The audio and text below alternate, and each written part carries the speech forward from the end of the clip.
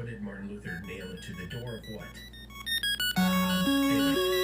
Anyway, whatever. God or something. Back to flat Earth.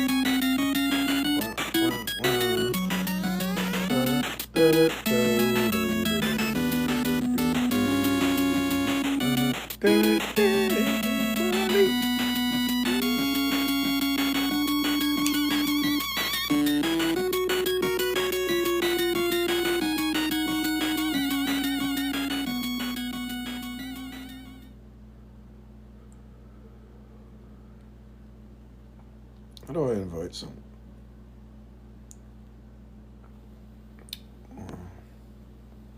Oh, he's like top of the list.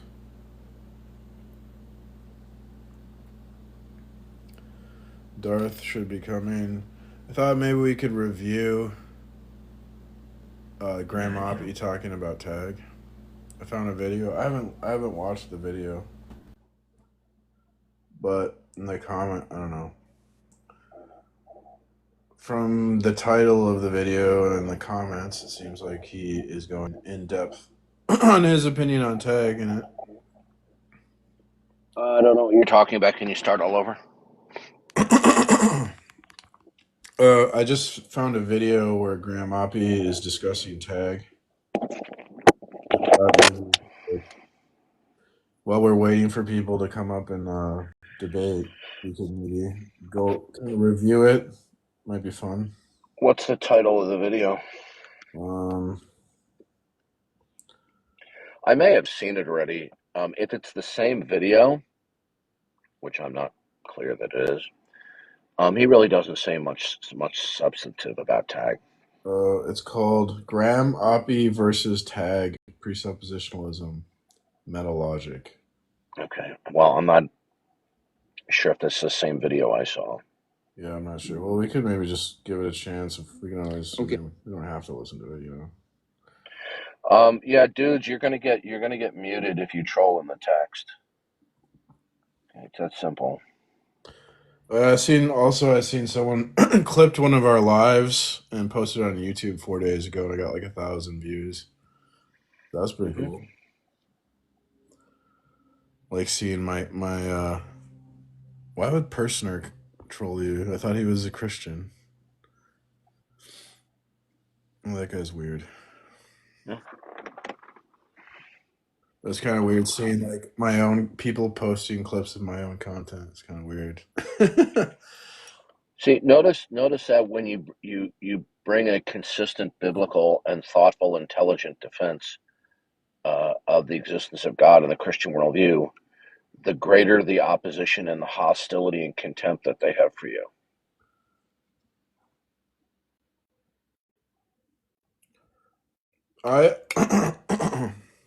That wasn't a troll, guys. I was asking if Darth minds if I watch those videos.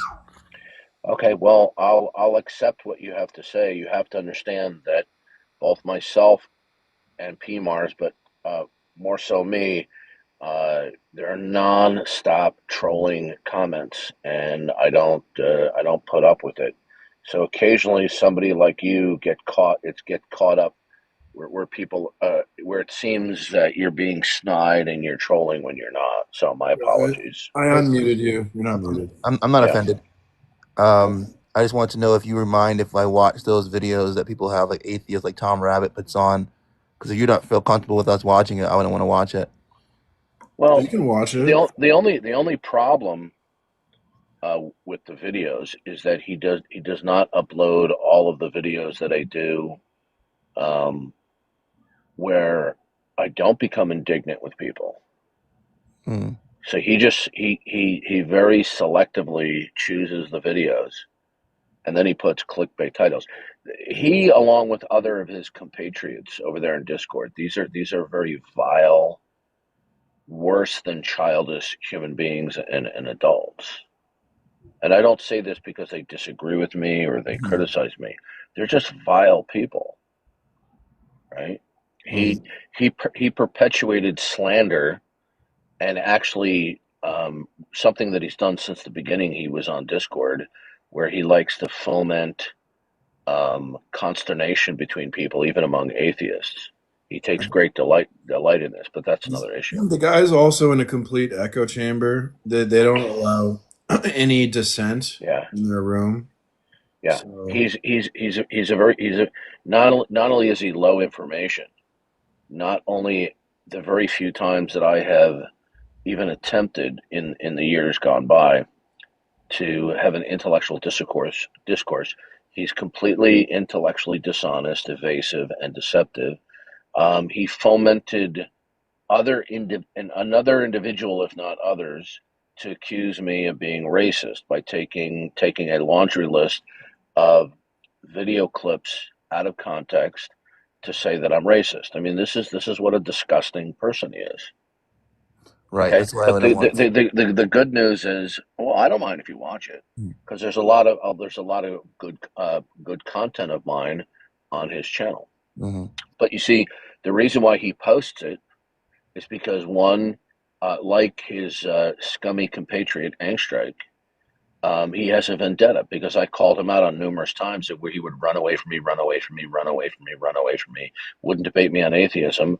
And then after he went through a little process where he had some of the more scummy philosopher bros, tell him how to deceitful respond to me, then when the two or three encounters I had after that, he was completely deceptive and evasive. Why? yeah, Another, he'll another evade, like it's Let me just say unbelievable. one more thing before I forget, because I'll have a Joe Biden moment. What really puts the icing on the cake is his absolute vile smearing and defaming God, okay, and Jesus Christ, and this saying that he's non-binary and all that. It's look. This is a grown ass man who's in his 40s, Like there's a and video and, of and him. yeah, go ahead. There's a video of him talking to Jay Dyer. Like I think maybe Jay Dyer versus Tom Rabbit would probably come up. Maybe we could listen to that too. He literally Okay. just evades Jay's question for like 15 minutes or whatever. Like that's all he does. The entire video just. Look. If you have the intellectual confidence in your position, why dodge and evade? Mm-hmm. Because your position is bankrupt. So, although I don't usually like to comment all the time, from time to time I will comment. He's a low information, he's a creepy atheist. See, most of these atheists, certainly not all of them, most of them, when you get to know them, like I have, not just interacting with, but listening to them, even when they know you're not there, they reveal that they're perverts in their own personal life. They're perverts. Yeah. The Bible calls it forward. Yeah. The King James. In more ways than one. Mm-hmm. Mm-hmm. Okay, Bubbles, you're done. Alrighty, guys. Well, I appreciate the answer. I'm gonna Okay, drop down. okay, We should almost play that video because that is actually an insane example of prevarication. okay. Look, dudes, if you're going to troll, you're going to get muted. So you're done. See you later, subconscious. And we can show. Wow, he actually posted the video on his own channel.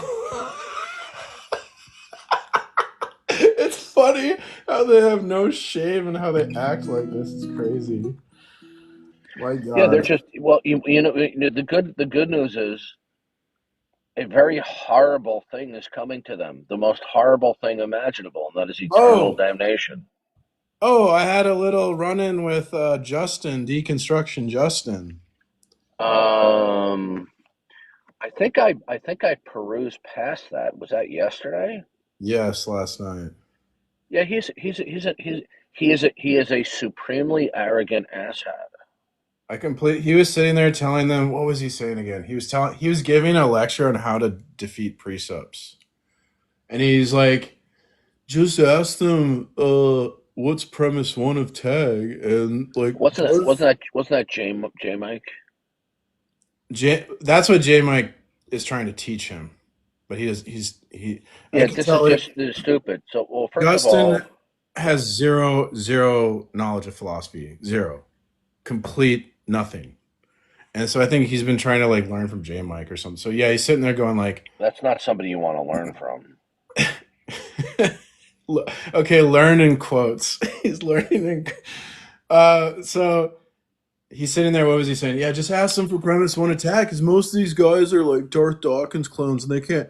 Darth never gives the premise, so they won't even know. And I just went up there, right? They're so look.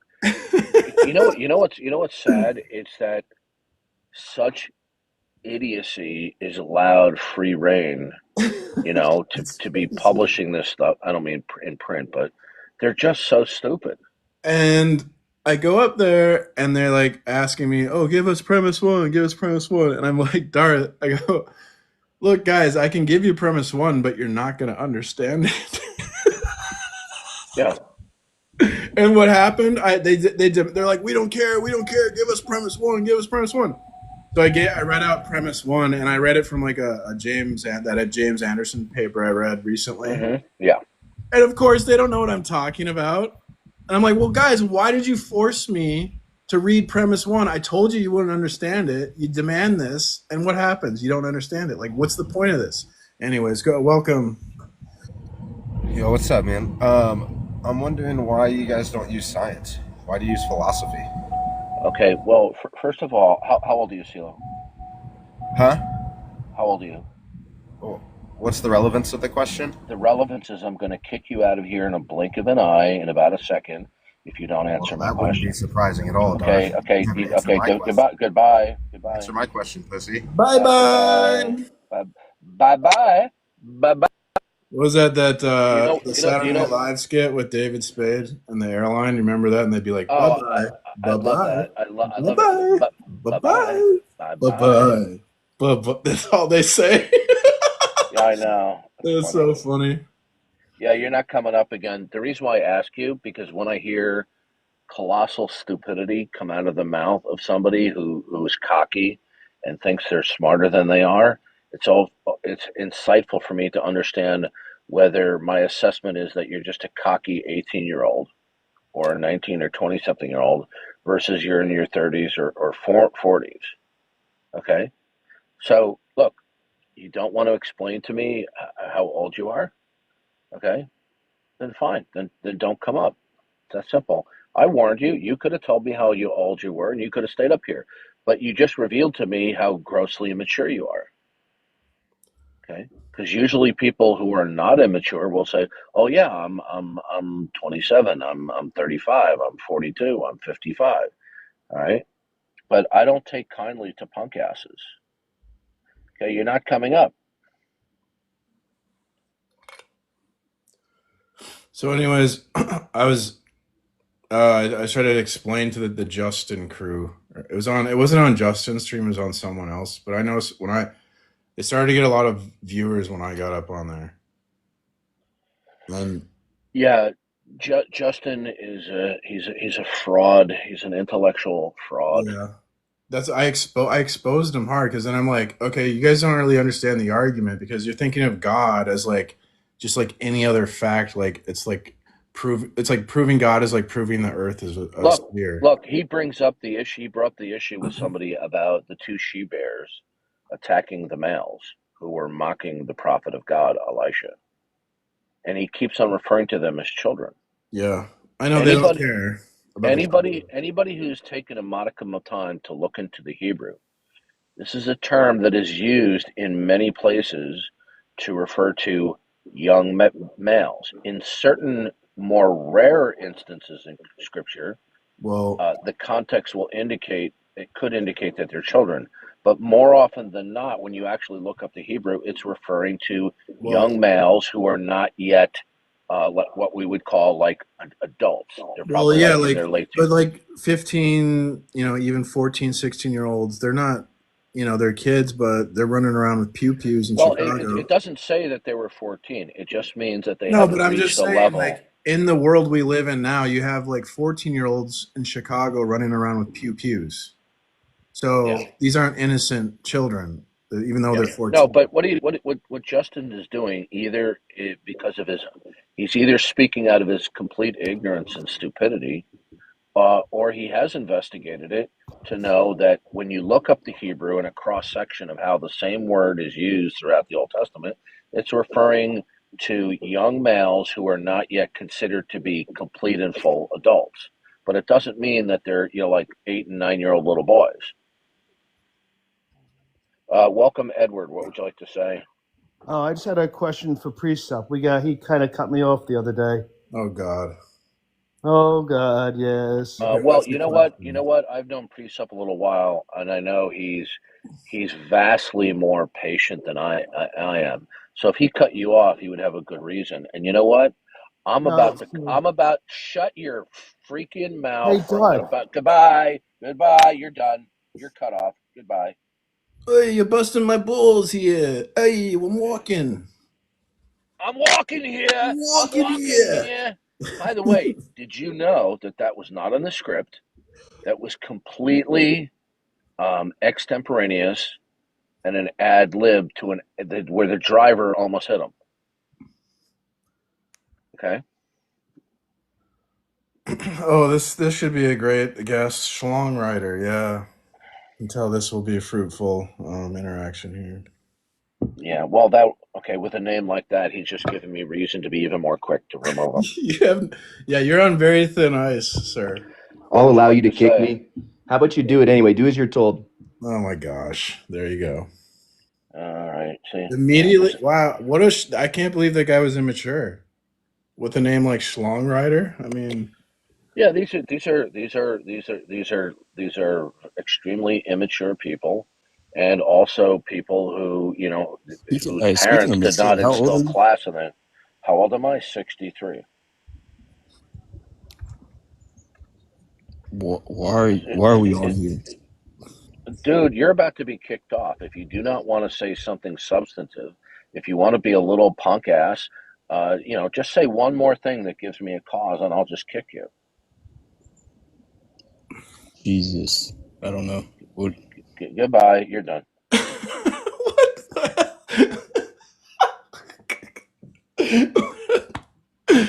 Where do they grow these people, my lord? Yep. Hmm. Yeah, I would encourage you to copy me. Do not put up with these people. Just get rid of them. I Why was waste? I was looking. I had watched a speech on leadership some years back, and I looked at my notes, and I've been watching dog behavior videos too. And I think you almost got to treat these young men like a dog trainer treats a dog. You have to be very firm with them because they don't they've never had. I think they don't have like a powerful like a father figure in their life to sort of check them and discipline them. And my notes said that to be a good leader, men must be dealt with firmly. If you're soft with the people, you can't be soft with men. So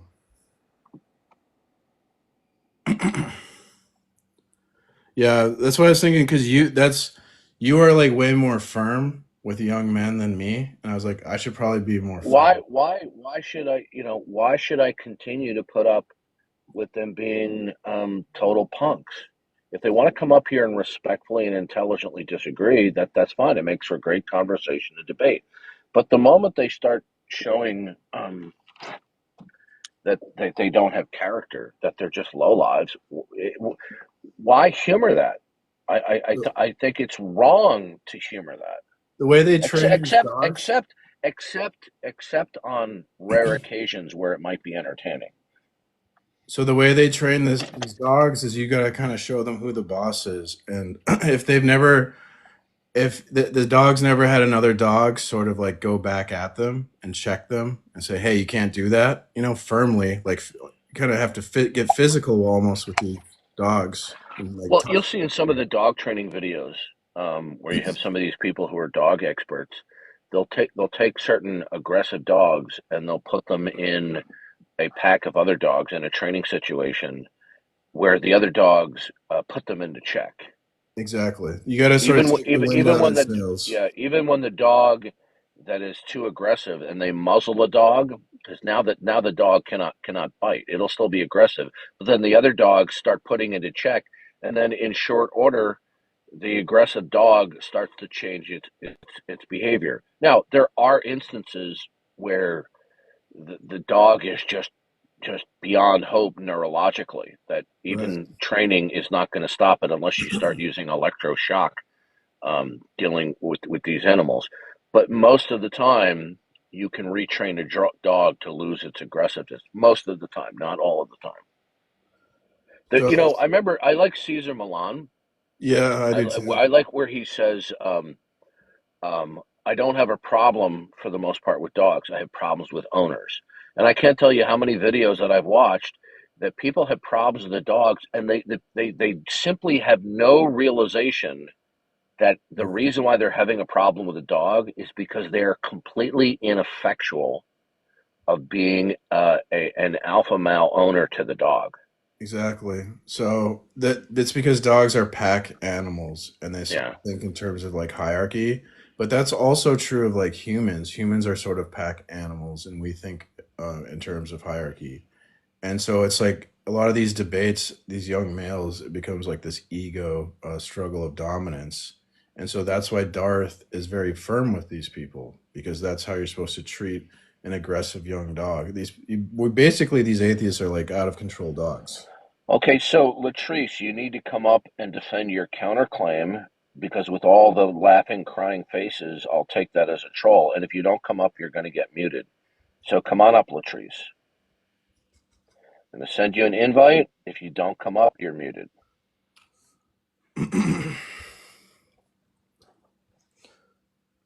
But yeah, maybe I think we should go over maybe we could go over debates while we wait for people to join. That might be like, I mean, the level of stupidity that comes up on your stage and my stage is just it's almost beyond belief that people are this stupid. Because if they actually had the self-confidence and the self-esteem of their own intellectual wherewithal to oppose the existence of God and the Christian worldview, they would do it. But they don't.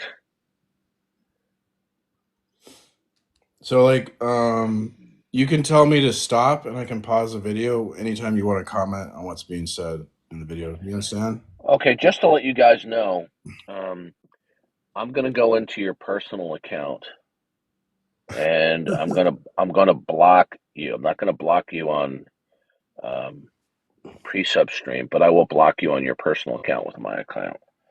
Okay, so if you want to come up here, you notice how they don't want to come up and directly challenge me. They want to do drive-by crap. Oh yeah, we're used to that, Darth. Yeah, these atheists. How's it going, pre-sub? Good morning, Darth. You're just making a mistake that if you're getting off at trolling me, you're just going to get your account blocked by me.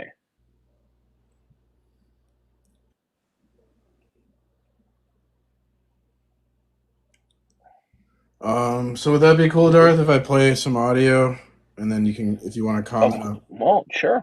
Okay. Well, this is we were talking about Tom Rabbit and his prevarication, and I mentioned Jay Dyer. So the prevarication is so nauseating with him. It's literally nauseating. This probably won't last too long, but I thought maybe it'd be good to demonstrate because like this is evidence. We're not just making claims. Gotcha. Hey, YouTube out there. Tom Rabbit likes to record things. Hey, Tom Rabbit.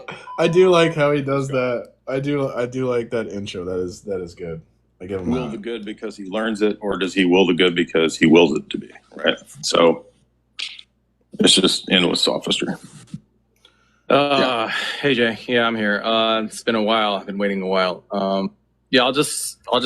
Is that audio good, or should I lower it, or No, it's good. Okay. It's good. Tell you straight up that I potentially have a gotcha question. I'm not gonna be coy about it. Like you Okay. expressed that you're not. Happy about I appreciate that much more than the. I mean, that's all this is, Go right? for It's it. just like, hey, what's your answer to this, right? So Well, it's that's an what I'm open gonna do. forum, yeah. So go for it.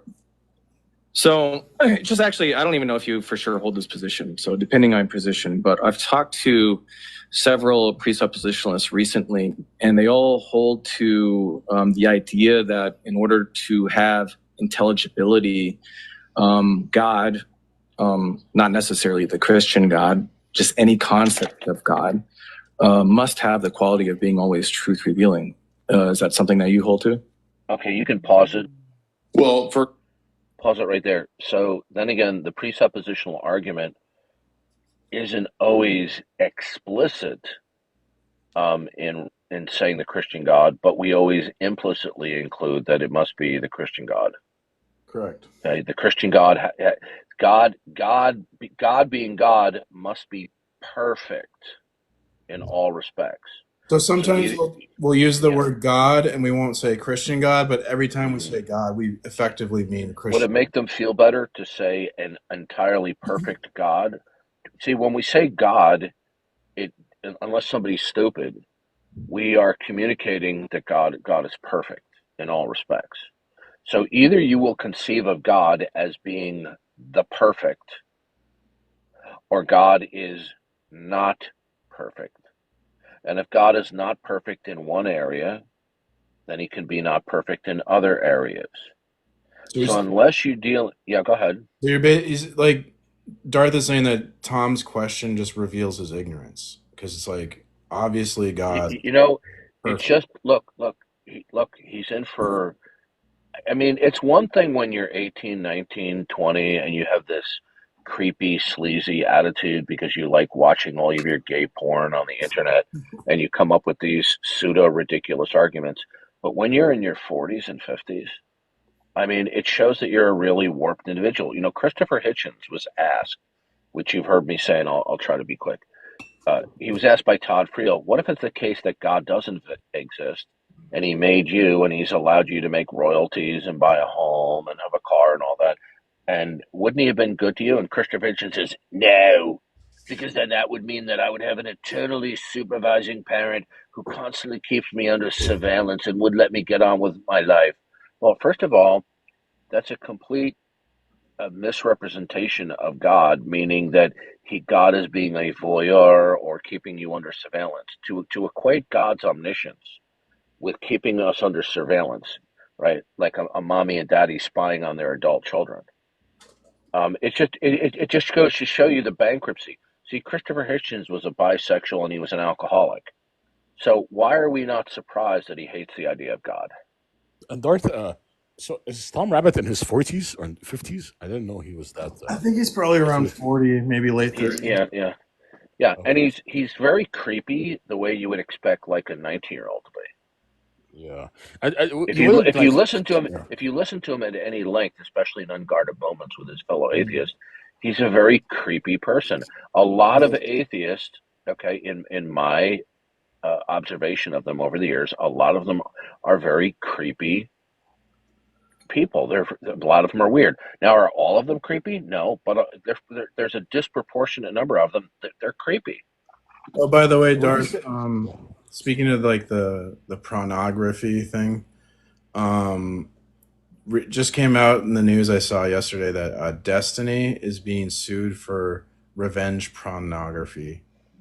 So couldn't happen to a nicer sleazebag. I mean, wow, Destiny's in another sex scandal. I can't believe it. Yeah, good. Yeah, well, he's look. No wonder he has all these views. He's a creepy guy. Yeah, and that's another example. These are not, many of these atheists. Okay, I'm not going to indict them all. Some of them seem to be not non-creepy. Their atheism seems to be more cerebral, but more often than not, we find out when you get to know these people, right? You find out how creepy they are in their personal lives. So, goodness. I'll keep playing though. Dusty J. So Tom just asked him if God has to be always truth revealing. And Jay's. Hold on a second. Is he going to pull the routine where if God whispers one untruth to somebody, then God speaks one untruth. But you see, here's the problem. Tom is invoking a state of affairs, but in order for us to invoke any state of affairs that we know it, our human consciousness coming into an appropriation of state of affairs would constitute a revelational act of God. Okay? Suppose I said there's a seagull flying over our head at the shore and lands on a telephone pole. Doesn't matter what the proposition is. That is going to be a form of natural revelation because it's a part of God's creation.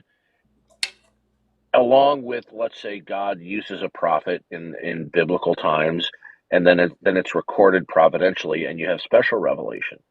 So what Tom here is, because Tom is extremely lacking in studying biblical apologetics and theology, he doesn't understand the elementary blunder that he's making here. So when he starts talking about, well, there's this God, all he does is tell one lie.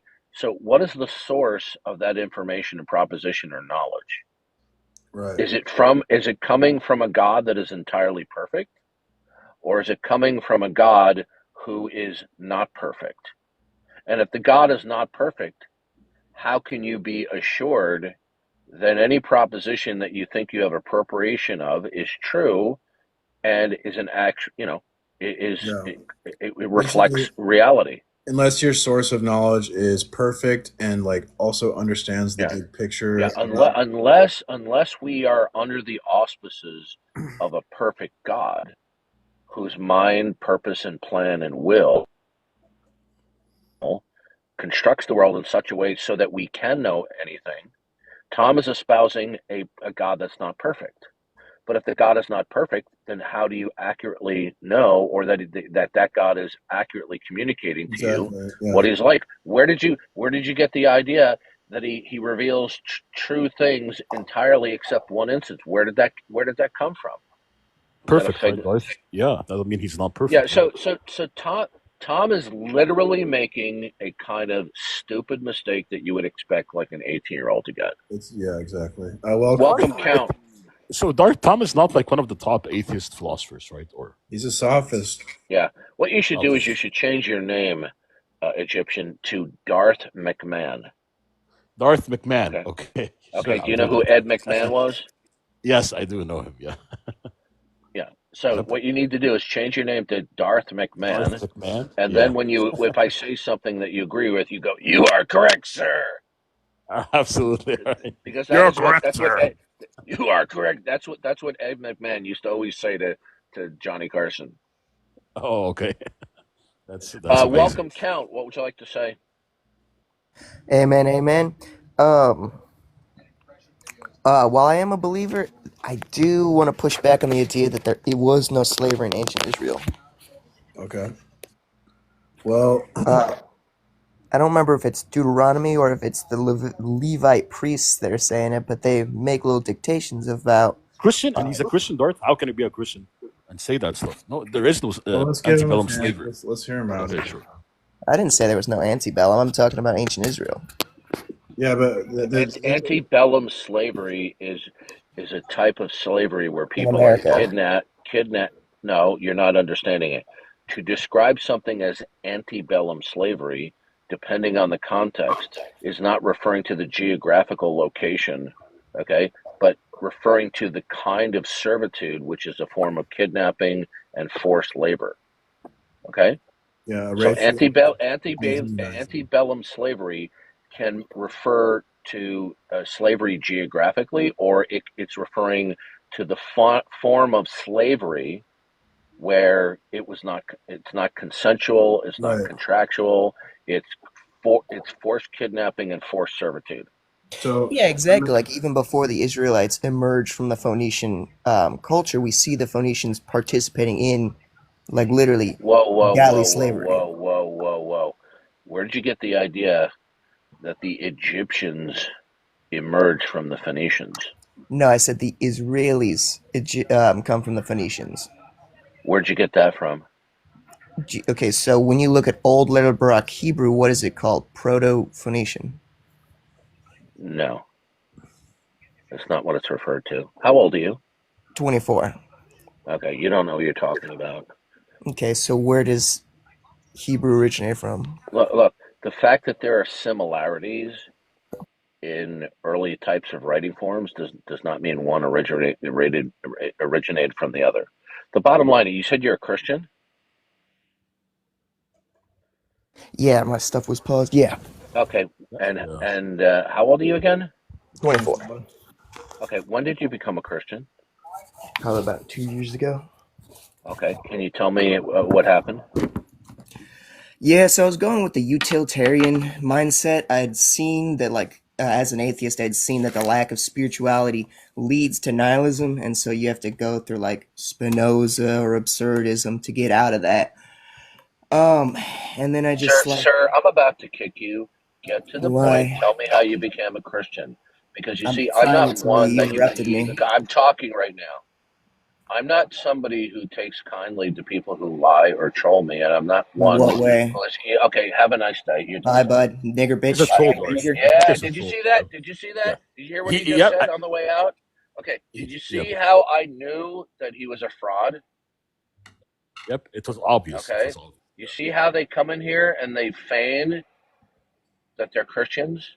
What? You would never say, Darth, that antebellum slavery existed in the Old Testament. A Christian would never say that. Yeah. Well, we're making a distinction here between like voluntary, forced servitude and involuntary. Look at this. We have a guy in the text chat. He says Darth is constantly insulting people, and the guy goes under the name Uncle Buttcrack. So yeah, so you're a moron. You're a moron, and I'm gonna meet. You left, Darth. You left the Uncle Buttcrack. Dude, these people crack me up. If you take a look at Uncle Buttcrack's account, look at what he looks like. Okay, look at his pictures. Oh my god. No, do you see it? Do you see the picture of him? This picture should be like a plumber with a butt. I mean, yeah, there you go. No, I mean, look at the picture. Here's a young man with earrings in both ears. Okay, all right. So good. I'm gonna block him on my account. What's wrong with these atheists, Darth? I think they're like mentally warped, right? A lot of these atheists, Darth. No, they do have a kind of mental illness. That's funny. So anyways, I guess back. Okay, so Tom Rabbit asked, why does God have to be perfect? And Jay's about to respond, basically. First, I would say I don't believe that there's a generic concept of God, because the word God is not a rigid designator, doesn't pick out any specific deity, and is used for all kinds of different things. So the word God itself doesn't really tell us much outside of the rest of the system that we're talking about. But I would say that for us, yes, God's own character kind of dictates that, he's not going to do evil. Paul says it's impossible for God to, to lie or to do evil. Right. So just to be clear, I mean, you're saying that because there seems to be confusion when I ask people this. The particular attribute of being always truth revealing, without that, intelligibility would be logically impossible. Is that correct? So you're saying that some people have argued that in order to ground truth at all, we need a God who is always truth telling? You're saying that people have made that argument? No, I'm saying that people are making the claim that in order to have intelligibility, God must have never, ever told a lie, even one, and he must have the attribute of being always truth revealing. Otherwise, it's somehow like logically impossible to have intelligibility. I don't understand. How is that not an argument? Jay goes, so you're saying people are making this argument? He goes, no, I'm saying people are making this claim. What's the difference? What a weirdo. Yeah, look, he's creepy. He's a very creepy person. There's no what's his like Are we supposed to make an argument with no claims? Like, I don't. What? I don't. It's a weird version of this. I don't know if I would make this argument. It's kind of a weird version. I don't know who has made that type of argument. I don't know that I would make this argument, so I would have to think about it. That's fine. That's Just weird. Okay, we got someone else requesting to come up.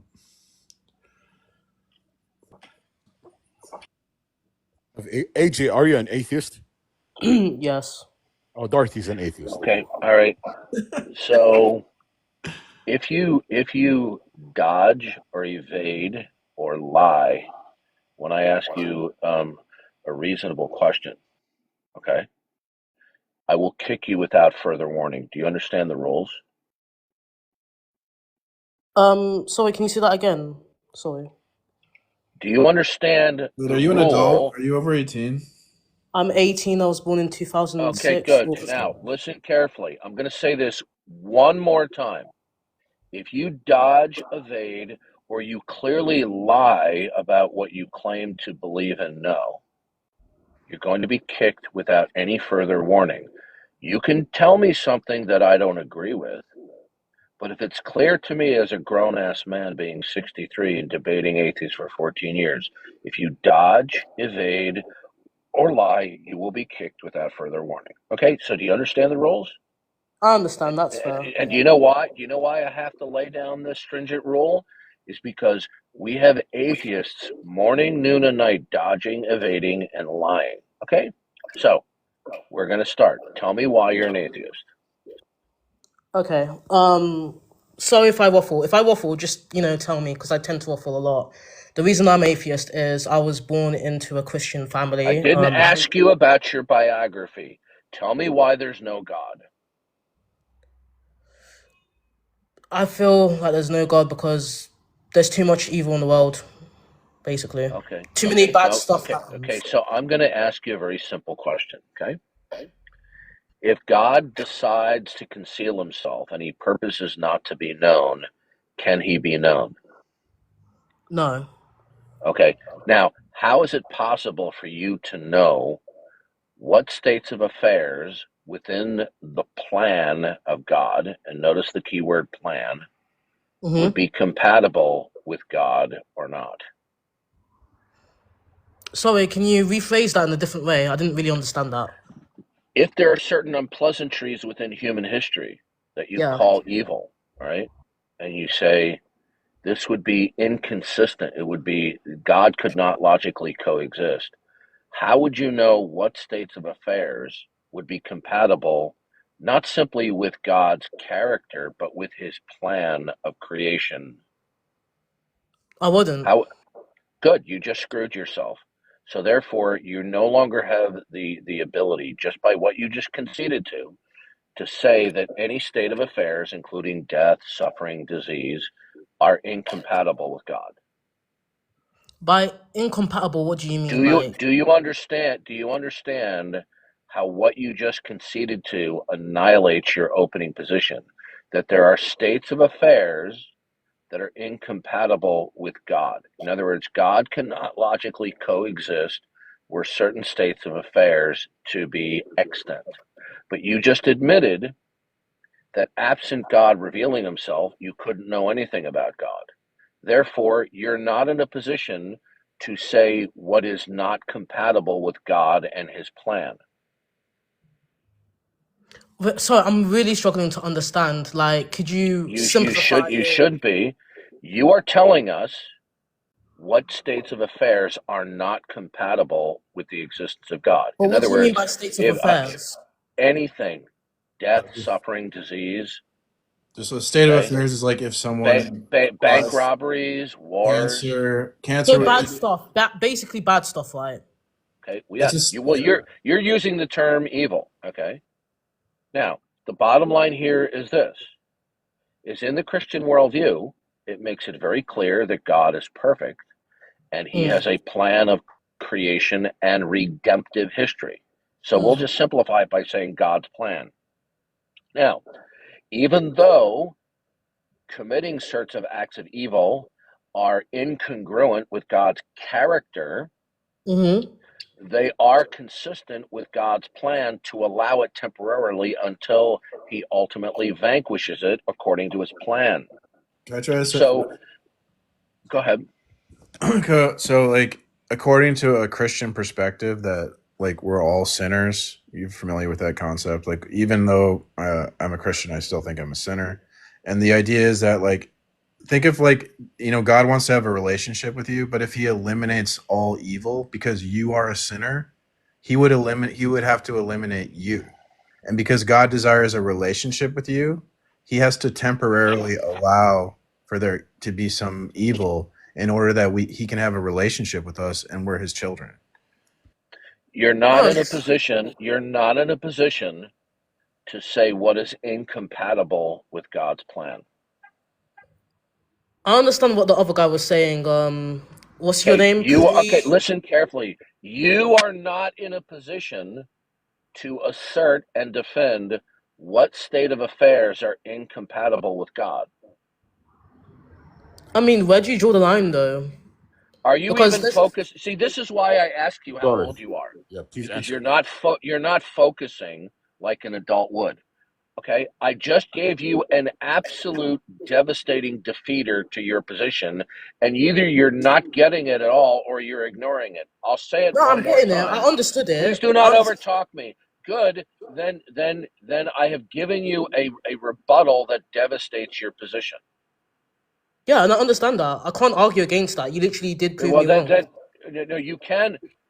Dude, you see, this is why I don't like talking with teenage males, because you have a lack of I'm a female. I'm not a male. Sorry. What's on your birth certificate? Female. I was born a female. I can get my ID right now. It literally says I'm a female. I just cut my. She just says I'm not trying. It's irrelevant at this point.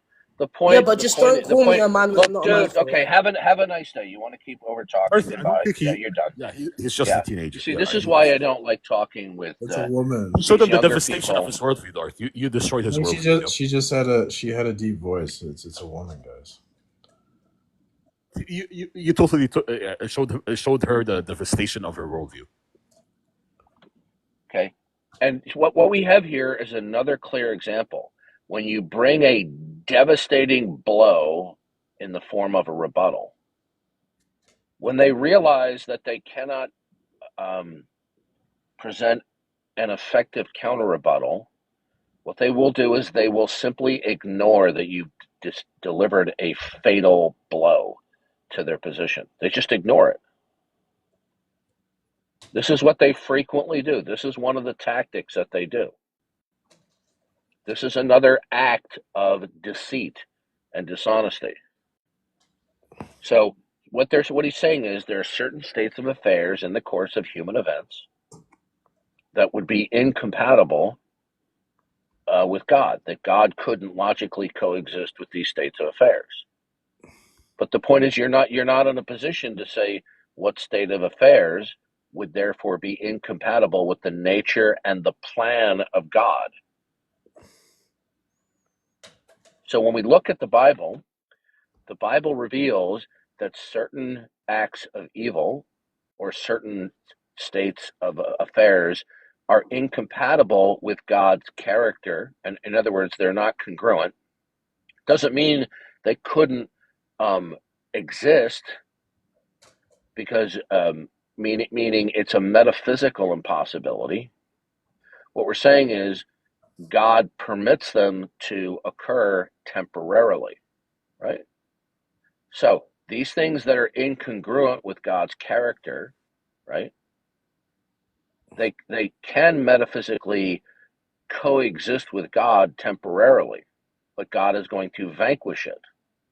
So when they say that there's certain evil, death, suffering, disease, therefore God's existence is incompatible with that, they're not in a position to say what would be incompatible with God.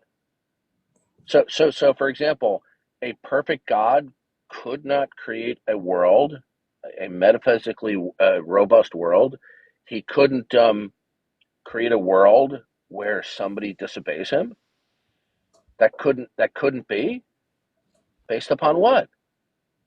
Based on what exactly? Darth, we have here Oakland. Okay. Oakland, are you an atheist, Oakland? I'm not an atheist, I'm pagan. Oh, she's Okay.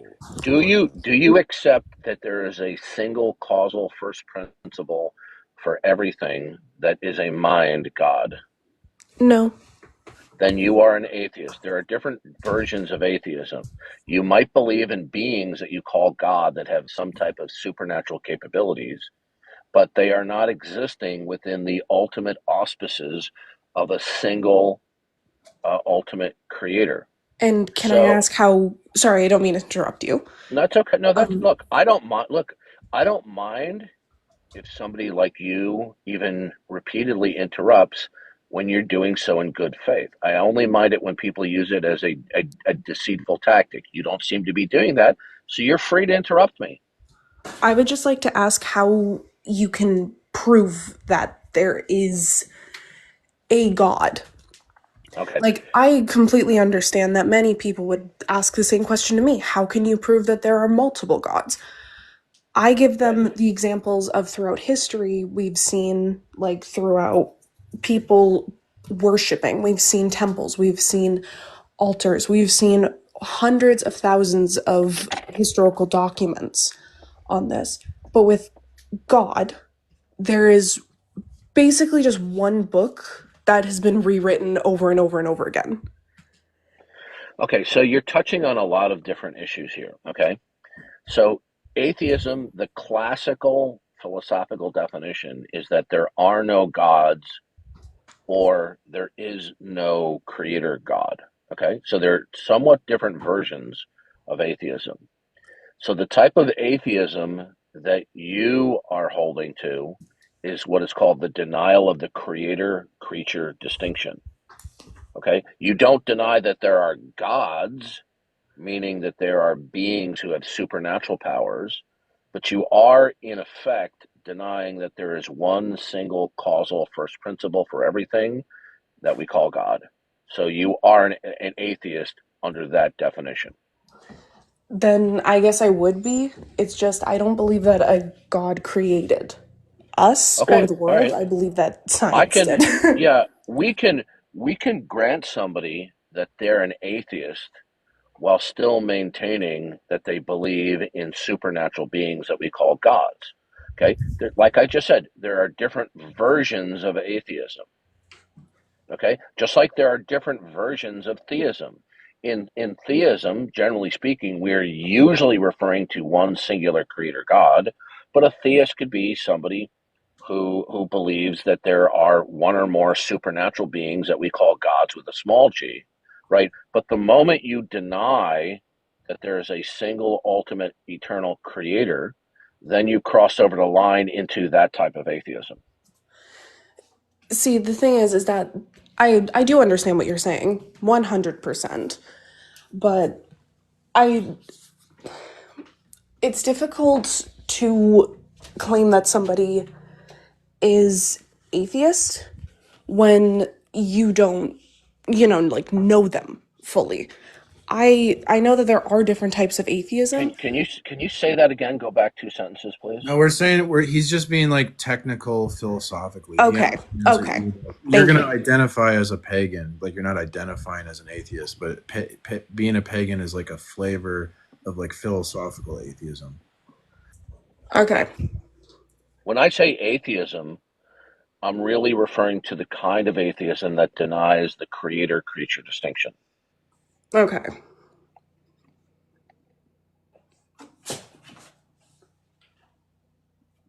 So did you have like a question or? Wi-Fi keeps cutting out. I'm sorry. It's okay. All right. So Give me a how was moment. it? Sorry, my Wi-Fi keeps cutting out. I'll be Okay, right no back. problem. Okay. Philly, what would you like to say? Hi. We chatted once about Green Acres TV show. Think of that the TV show? The Green Acres. Green Acres is the place to be. Green Acres is the place to be. Farm living is the life for me. You must be Did you know old, that? Philly, huh? Did I'm you very know old. that? Did you know that Eddie Albert was a war hero? No, I didn't. Yeah, he was. He was a war hero. Philly, Yep. Philly, are you an atheist? And wait a minute. And did you know that Eddie Albert and Suzanne Flechette were royally ticked off at Peter Falk because he was in contract disputes during the filming of their episode together on Columbo? Oh, I didn't know. Little sidetrack there. Mm. Anyway, go ahead. I'm a deconstructing Christian. Oh, That please talk to her. Yeah, the number one thing I dislike is deconstructing Christians. Yeah. Okay, go ahead. I didn't enter into deconstruction willingly at all. It was kicking and screaming. But that's where I'm at. And I've tried to understand the logical side of God. I think you would probably call me an atheist at this point, although I have not claimed that. Let me explain to you what it is exactly that you're rejecting, right? So you have somewhat of an understanding, but most people who reject Christianity do not have a comprehensive understanding of what they're rejecting. So what you are rejecting is that there is a perfect God who is perfect in all of his attribute set, including that he is a salvific God and a revelatory God. What's that one? Salvit. What's that one? Salvific, a God who saves. Oh, okay. A God whom we are in the midst of his plan of redemption. Okay? So, people have a misunderstanding, okay, or a minimizing of what they're actually rejecting. So, when you reject the triune God of the Bible, okay, you are rejecting that God, in terms of his attribute set, is perfect in all respects, from every perspective. There isn't anything about him that is imperfect. And part of God's perfect attribute set is that everything that can and does exist does so under the conditions and auspices of God, the power of his will. It says in Hebrews 1, he upholds all things by the power of his will. What this means philosophically is God is the single causal first principle that actualizes everything, not only chronologically, but contemporarily as well. So in other words, you are now rejecting that God is the single causal principle for everything. You're rejecting that the God of the Bible is what we call the concrete universal. In other words, it is the mind, power, and plan of God that imposes all of the unity in the world that exists on different scales. Like, for example, you have an electron, a molecule, an atom, an atom, a molecule. Then you have proteins, and you have cells, you have organisms, then you have things like plants, trees, animals, then you have rocks, stars, planets, etc. These are all different levels or states of unity amongst diversity. So a cat is not the dog. The cat is on the mat. So you are rejecting that what is ultimately behind the actualization of everything, including its intelligibility, is that perfect single causal principle exemplified by the God of the Bible.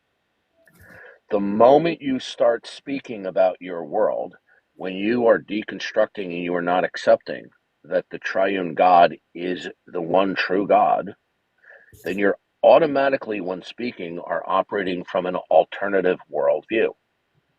Now, in order for whatever you to say in that alternate worldview to be intelligible in the grand scheme of things, metaphysically, not just semantically intelligible, but it's intelligible with respect to the complete system, right?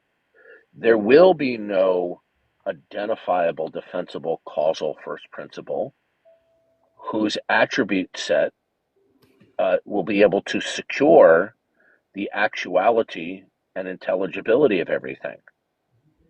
So the very attempt to even reason apart from and opposed to the attribute set of the Christian God is instantly doomed to incoherency, not semantical incoherency, but metaphysical incoherency, because you have nothing within the system that secures or grounds any statement of unity or diversity.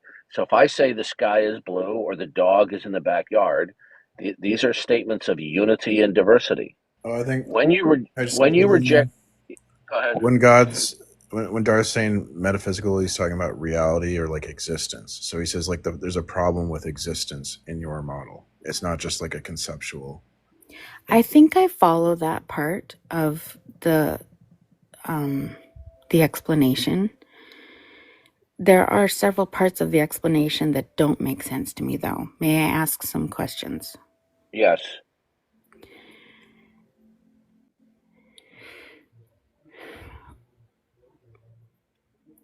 When you say that I am rejecting this God,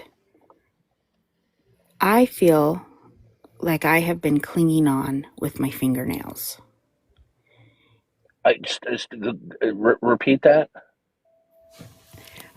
You used the word, you said that I'm rejecting. Oh, clinging on with your fingernails. Yes. Yeah, you're at any given moment, you're going to accept that the triune God is the ground of being and having revealed himself, or you're not going to accept that.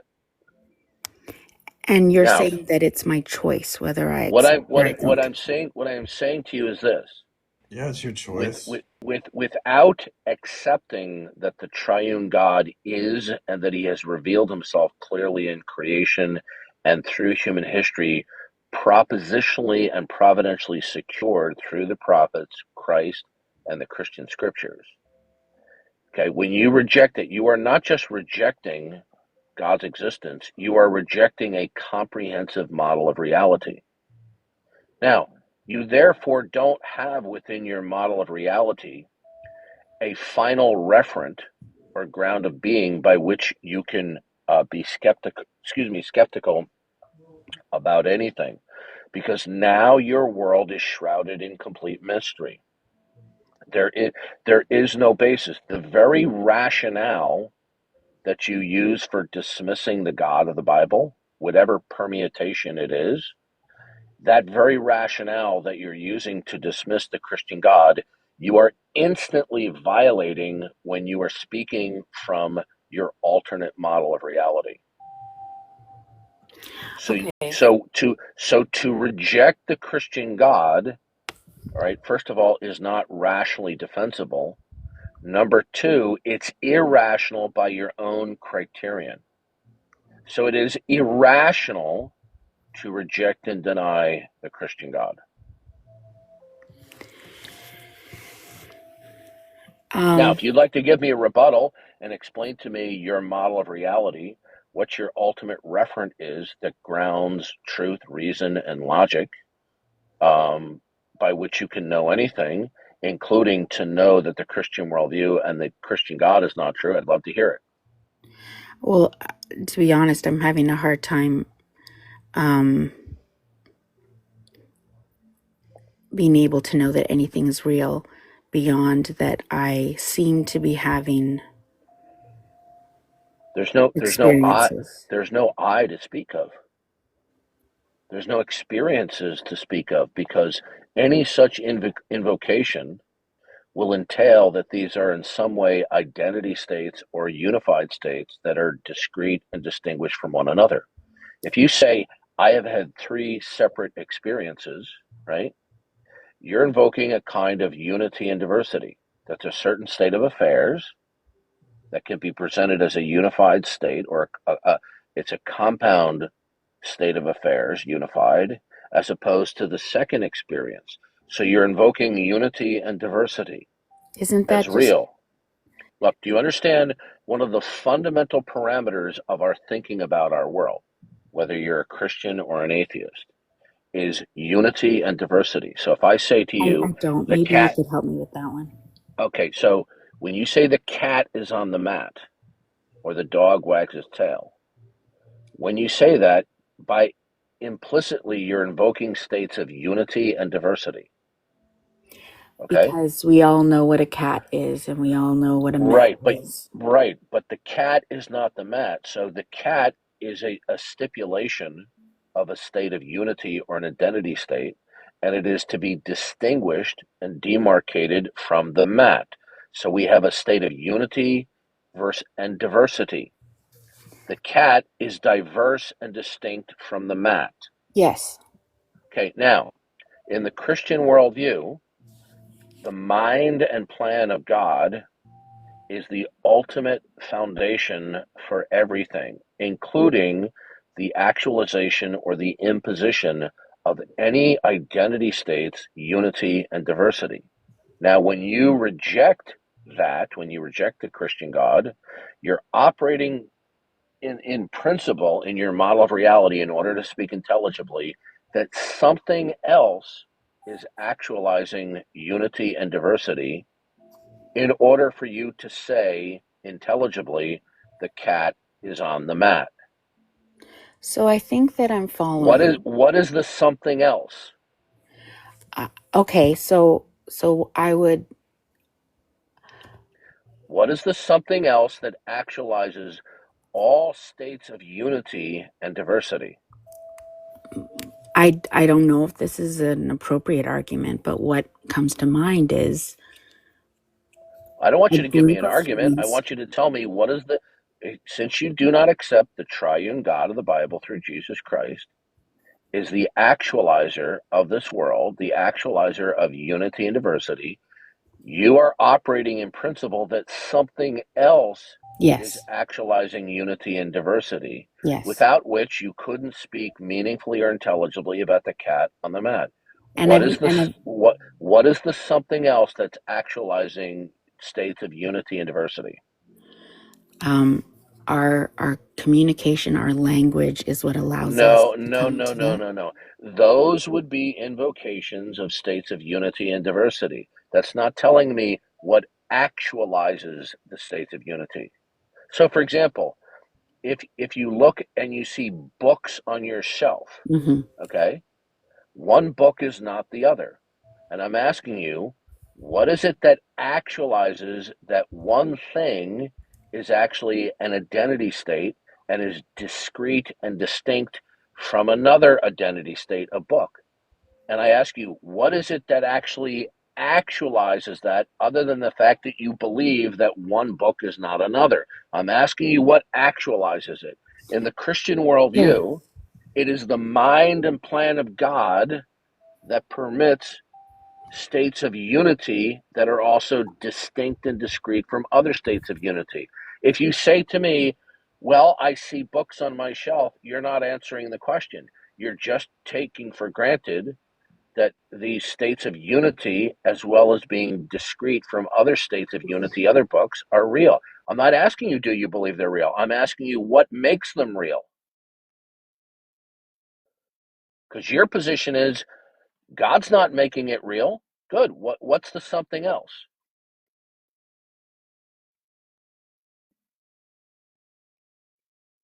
I'm so sorry, my furnace repair. Typically, what your friends. It's okay. The point is this: when you reject God's revelation, and from a biblical perspective, God's revelation, when properly understood, is self-authenticating and self-attesting, because it is exclusive and indispensable. Right? It's indispensable. That is, if you choose to say it's not needed, then automatically you're operating from another model of reality to speak coherently about your world. Is there something on a grand scale that actualizes any identity states or states of unity? Is there something that does that? I don't have an. All I know is I could. You don't know anything without the triune God. I don't. Because if you tell me you know something not under the auspices of the triune God making you know things, I'm going to ask you what you're going to need to explain to me in order to know anything. Can we do phone a friend real quick, Darth? Can I help it? So like typically, Philly, with your deconstruction Christian friends who are like more like knowledgeable about these issues in philosophy, they'll take this position called nominalism, which is really like a BS move, where they're gonna say like, oh, these unity isn't real, and like all there are just like particulars or something. But like there's just molecules and atoms, and there's no connections between anything. But if there's no connections between anything, and that they're saying our minds just make that up, that means that like knowledge is impossible. That's just an entailment from that. So that's not like a valid move to make. But that's basically what you end up having to do, because there's no way to answer Darth's question apart from accepting Christianity. That's why we say it's impossible to rationally deny it, because to make that move it's not even real. Like it's a lie, basically, what they're doing. You see, what we're showing you is that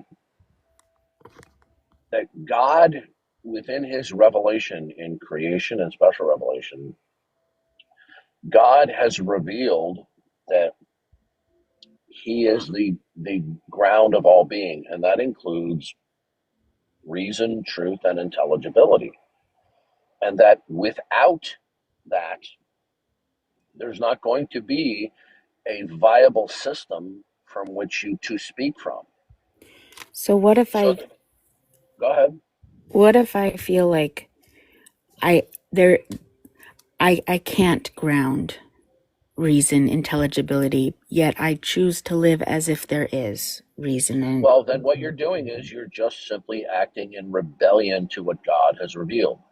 God's revelation in creation, his natural revelation, and what he has revealed in special revelation, meaning the propositional content that he's given to the various prophets, ultimately in Jesus Christ, codified in the Bible, when understood, that propositional content cannot be rationally denied.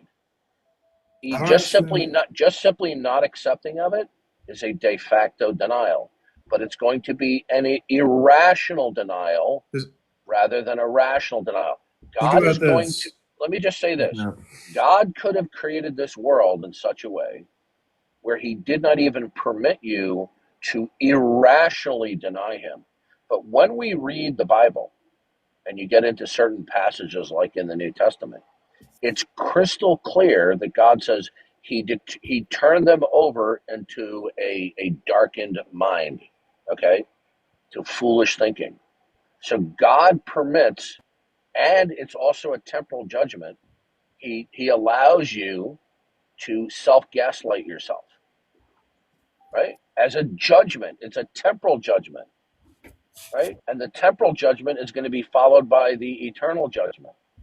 So the only way, when you refuse to accept God's revelation, the only way to get through to you is not merely a presentation of one fact and this fact and that fact, because they're just going to be reinterpreted according to your model of reality. So the only way to get through to people like you, and I don't mean that as being derogatory, is to show you that your position is incoherent upon a careful walkthrough. In other words, in the Christian worldview, God being perfect, his perfect attribute set is going to be the foundation and basis, and his plan for our capacity to be able to affirm or deny anything. When you reject that, what is your ultimate frame of reference in your model of reality that's going to enable you to affirm and deny things? And appealing to your experience or your thinking isn't going to work, because you're not God. So what is it that is ultimate in your world, that's identifiable, defensible, She already said that she allows? can't. Okay, She already good. just So concluded that she can't answer that. well, then your rejecting of Jesus Christ's identity claims is irrational. Because like this, go ahead. Did you want to ask? I was going to try to clarify, Steelman something. I just there's nothing in me that wanted to reject Christ, that wanted to doubt God. But you're not at this point. I'm sorry? But you're being You're lying irrational. at this point. Then God maybe, says in maybe the it was a Bible, God subconscious says, thing? listen, God says in the Bible that you're either going to repent in terms of the revelation of God that you are cognizant of, or you're going to be without a defense and without excuse. Romans 1 says you are without a defense, okay? Let me try and clear that. Like, so how come you can believe in a bunch of things with no evidence, but then when it comes to Jesus, all of a sudden you need evidence to believe Jesus? Well, I don't even know if I do believe in a bunch of things, but I do choose to live as if I can. You just said you admitted you there's did. no talking, there's no I then. What? Okay, I isn't okay. When you say I, you're invoking that you are a state of unity. You deny and reject that the triune God is the one who actualizes any state of unity. So, what ultimately in the world imposes the realness of any identity state or state of unity, including the identity state where you say I? I don't know. Well, so in other words, every assertion that you make about this world, including reasons to reject the Bible, all goes back to I don't know. Darth, can I say something? It's just crazy. Like, they just want to like have this like postmodernist. I'm trying to explain to you Mm-hmm. that I'm listening. You're denying it is truth. You're being crazy. It's utterly irrational to deny God. The only way that you can deny God is to do so irrationally, because you want, okay, so either you're going to accept and recognize the supremacy of the mind of God and how he reveals it for all things, and if not, you will be adopting the autonomy of the human mind to think and operate and to speak authoritatively on some things But she doesn't care apart though. from God. So you understand the dichotomy? Either the She mind doesn't of God care. is She's perfectly capable. it's really simple. She's When you say you have rational grounds to dismiss the God of the Bible, I don't think I do. then you're just in a state of irrational rebellion. Yeah, she's just basically in this position You're where just admitting that you're irrational. You're admitting that you're being Yeah, irrational. I think I am. But that's not acceptable. Does God allow for that? That's not. Yes, when you read the Bible from Genesis to Revelation, Yeah, I've this done is that. a theme. Look in this book, the Second Thessalonians chapter 2, Paul talks about the end times right before Christ returns, where the Antichrist will be possessed by Satan and he will deceive almost the entire world. And it says this: God will send a damning delusion to them who believe the lie, who receive not a love of the truth. Well, Now, let's think about the character of Pharaoh. Okay, Pharaoh was quite stubborn. Don't you think God did a lot to demonstrate that Pharaoh should listen to God? Like how many plagues and disasters? Can I say something? And did Pharaoh give a shit? Pharaoh wouldn't listen to God right until the end. Yeah, go ahead. Yeah, Philly. so the Actually, bottom line so it is, seems like you're you invoking. don't. Yeah, go ahead, Lord. Sorry. Well, No, go ahead, Mr. McMahon. So here's the issue of Philly with two things. By you taking that position of global skepticism, right? That you don't know anything and that you're irrational about everything, right? First of all, that's self-defeating because epistemic nihilism is self-defeating because that by saying I don't know that there's no knowledge, that's a knowledge claim. Therefore, you do know that you don't know, and that's why epistemic nihilism is self-defeating. Therefore, you have to know. Right, something. So you have to know something, right? You can't be in a state of not knowing. Able to know that you don't know? 1 second, Con. 1 second. Do No, not interrupt. no, please. Second have a problem. conversation if you're gonna. Yeah, I still haven't finished talking. Right. Second issue is by you being irrational, by you claiming that you're irrational, therefore your atheism is irrational, right? Like, so why do you believe in atheism? Then so then you would also agree that your belief in atheism would be irrational. Sorry, Darth. Go ahead, Darth. Continue if I interrupted. Sorry. I think I can get myself, not easily, but I think I can put myself in a mental state where I can follow the There's no I to sentences. speak of. that you're saying You're around not Why? understanding. having to be a god. You've been a I'm trying global to explain skepticist to I you. understand. exactly. Yeah. I think I Is can my get to mic the place working? where there has to be We an can hear you. ultimate We can God. hear you, Darth. Go ahead, Darth. Okay, Yep, we I'm can hear you. trying to explain to you when you say I or you, There has to be an you're ultimate God. you're invoking identity states. And You're invoking. Listen, you are invoking notions of unity and diversity, but your position is that the actuality of unity and diversity, by saying I and you, are not God given and God sustained. So then what you're saying is unity and diversity are real by virtue of I don't know. So you see, whatever comes out of your mouth, you see, you want to sit there and be skeptical. You want to I don't claim, want oh, to. I do not want to. okay, all right, we're going to move on. You're just fooling yourself. See, there's only two. What I was trying to explain to you before, and I'm going to wrap this up. Either you're going to accept that the mind of God is supreme in all things and how he reveals it through creation, through the prophets, through Christ, codified in the Bible, or you're going to reject that. To reject that is to advance and proclaim that your mind is an autonomous operator and player, and that you can reason intelligibly about this world, right, without reference to the attribute set of the triune God. That you're an autonomous thinker in a world where something else actualizes unity and diversity. What's the something else? Well, the answer is I don't know. So you see, your position as stated is actually worse than the position, that is the Christian worldview, that you claim to be rejecting, because you are instantly violating the very criterion that you use to dismiss the God of the Bible. Okay, meaning the God of the Bible represents a comprehensive model of reality. It's called the creator-creature distinction, right?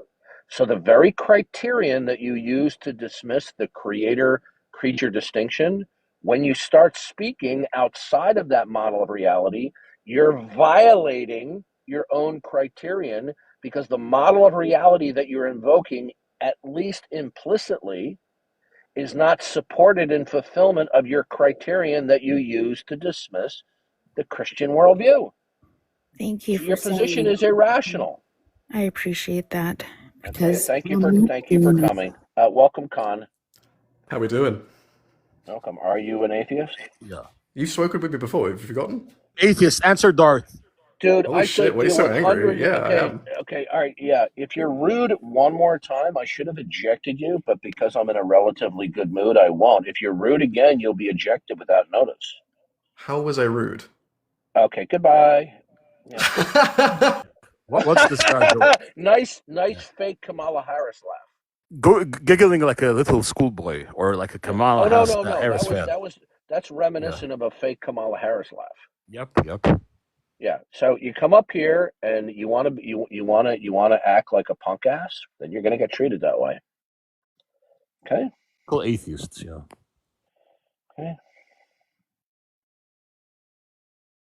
Darth, I was very shocked that she admitted that she's irrational. Like she admitted that's weird. Yeah. ABC, are you an atheist? I'm an atheist because Oh, he's an atheist.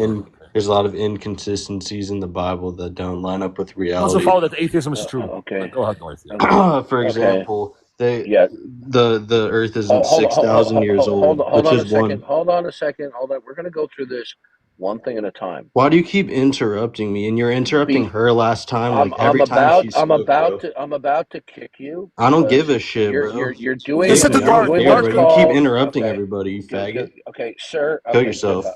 yeah. Okay. What's wrong with these people, Darth? I'm very convinced, Darth, that these people are mentally warped. No, what I wanted him to do was proceed at one point at a time and not just to machine gun us. It doesn't. You see, your position is that because you personally find fault with the Bible, therefore God doesn't exist. How does it logically and necessarily follow that because you have personal objections to biblical content, therefore God doesn't exist. How does that follow? You see, you don't understand is you have a teenager's level of philosophical and metaphysical understanding. You do not have an adult sensibility of these issues. But Darth, to be honest, I get really sad when I see you deconstructing Christians. Like this person made me sad. Philly. Well, she wanted to dig in intellectual heel dragging. I demonstrated to her conclusively that her position was irrational. She knows it's irrational. They don't want Christianity to be true because they don't want Christianity to be true. Their minds go on an Easter egg hunt, pun intended, of trying to find slogans and rationales as to why they have good skeptical grounds to reject Christianity. But if you reject the attribute set of the God of the Bible, you're not going to have ultimate metaphysical grounds to be skeptical of anything because your world is shrouded in ultimate mystery. There you go. De jure, welcome. Hi, Darth. How are you? How am I at the moment? I'm fine. Oh, good, good. Well, You sure? Are you an atheist? no, Are you a Christian? yes. Oh, okay. Go ahead. Is it? I have something for that deconstructing Christian, that I wanted to share. You know how science says that they don't understand what holds atoms together, that it really doesn't make any sense. And they haven't been able to find what it is that holds things together. Well, it's called the strong and the weak nuclear force. But they don't know why it happens. Because logically nothing should hold together, right? Well, they don't care. Well, anyway, this whole idea of God being the thing that holds everything together, the way it was explained to me by the Holy Spirit was this poem that I want to read, if that's okay. No, we're not taking people who are claiming that they're getting revelation from God. Okay, thank you for coming. John, welcome. John, welcome. John, are you What an would like to atheist? say? Yeah. Are you an I'm a atheist, Christian. John? Okay, he's I'm a a Christian. Christian. Go ahead. What would you like to say, John? Nothing. I was just coming up here to say, what's up, Precept? People are talking about you everywhere, Darth. You guys are doing a great job. That's all I wanted to say. Whoa, It's whoa, pretty whoa, fun. whoa, whoa, whoa! What? People are talking about me? All over the place. That's news, why? Darth. That's news. Yeah, I know, right? I'm. You know, did you ever see Casablanca, the movie? No, I didn't. I love that. The French lieutenant was in Rick's restaurant where there was gambling going on, and they raided the place for illegal gambling. And he goes, "I'm shocked. There's gambling going on in here. I'm shocked. People are talking about me." Pretty funny. I mean, you've got a name for yourself. Talk tell about me, you for what days. Are they talking about how sexy my voice is? Are they talking about how they're convinced that I'm Einstein's illegitimate child? Are you talking about Darth's sidekick? Or are you talking about the sidekick? Or no? Not yet. No. It's just you have such an impact on them. They're just like hating. They hate so hard on you. Well, I'm just going to have to kick you out now for lying because honestly, that's just an outright lie. They don't hate. Nobody hates. Everybody loves me. honestly, when I was like doing getting into Christian apologetics, I didn't really get Darth's argument. I didn't think it was like, at first I didn't really understand it. But then when I looked at how all the atheists just loathed him, I'm like, this might be a pretty good argument. And that's what that kind of is why I decided to like study it. So thanks for the hate. It made me become a better transcendental or presuppositional apologist. That's exactly, by the way, Precept, the same thing that happened with me. It's Darth's material that really showed me the Yeah, strength well, of Christian it just goes apologetics. to show you, that we're pathological liars. Tom Rabbit has never owned me, nor could he. He is an intellectual lightweight. He's an actual embarrassment. If you take a look at the last 2 or 3 encounters that we had, remember he used to avoid me like the plague for a number of years, right? But the last couple encounters that I did with him, he was completely creepy, he was sleazy, and he was utterly evasive in talking with me. Now, if he owns me, why is it that he was so persistently and pervasively evasive? Why? Exactly, Darth. Darth, so he's not that good with philosophy, right? This guy, Tom Rabbit. No, he Yeah. just hangs out with some of these atheists Pretty, whose philosophy is a hobby. bad. They make numerous philosophical and mistakes. If they would even have a basic familiarity with biblical theology, they wouldn't make certain mistakes that they make. So, for example, they're saying, well, if you're going to be in heaven and you won't be able to sin in the future, then why couldn't have God made it that way in the first place? Showing an absolutely appalling lack of understanding of biblical theology. Okay? Yeah. Because in heaven, in God's plan of redemption, when we cry out to him to forgive our sins, we're not being saved from just the penalty of sin, but we are asking God to save us eternally from the presence of sin. So when we repent and turn to Christ as Savior, God is going to permanentize that request, that we be saved in all aspects from sin. If God were to In the just if yeah, God were to just yeah. like snap his fingers and like all our problems go away, that might seem helpful, but it doesn't respect us as like thinking free and being able to make choices for ourselves. It's not respecting us as persons if he were to do something like that. So had Adam and Eve obeyed God, God then would have permanentized their free choice in perpetuity. If Adam and Eve had decided to obey God and then eaten from the tree of life, God would have permanentized that chosen disposition to be loyal to God. Likewise, in the plan of redemption, under the second Adam, God permanentizes our request to make us completely and forever loyal to him. Now, had they even had a basic understanding of the doctrine of salvation, they wouldn't make such a stupid statement. Okay. I'm gonna bounce up out of here, but I just wanted to say, good job cooking them, guys. I see you guys cooking them all over the place. It's pretty awesome. But to be honest, Did you see me talk to Justin last night by chance? no, I didn't see that. I saw you talk to Think and in the comments, and then Yeah, I go into Thinker is such a weirdo, man, and she calls herself Thinker. Yeah, but she is pretty Who cool is though. this? There's Who's that? well, she hasn't been very cool to me. When there's a streamer called Thinker, and she just like goes live and constantly talks about God did slavery, God did a war, God did. Oh my gosh! Did you debate her, Darth, before Thinker? Did you debate this person, Thinker? Doesn't ring a bell. Well, she gets like massive viewers, and she's live like all the time. Well, she's kind of like maybe late at night, early in the morning, so maybe you're not seeing her.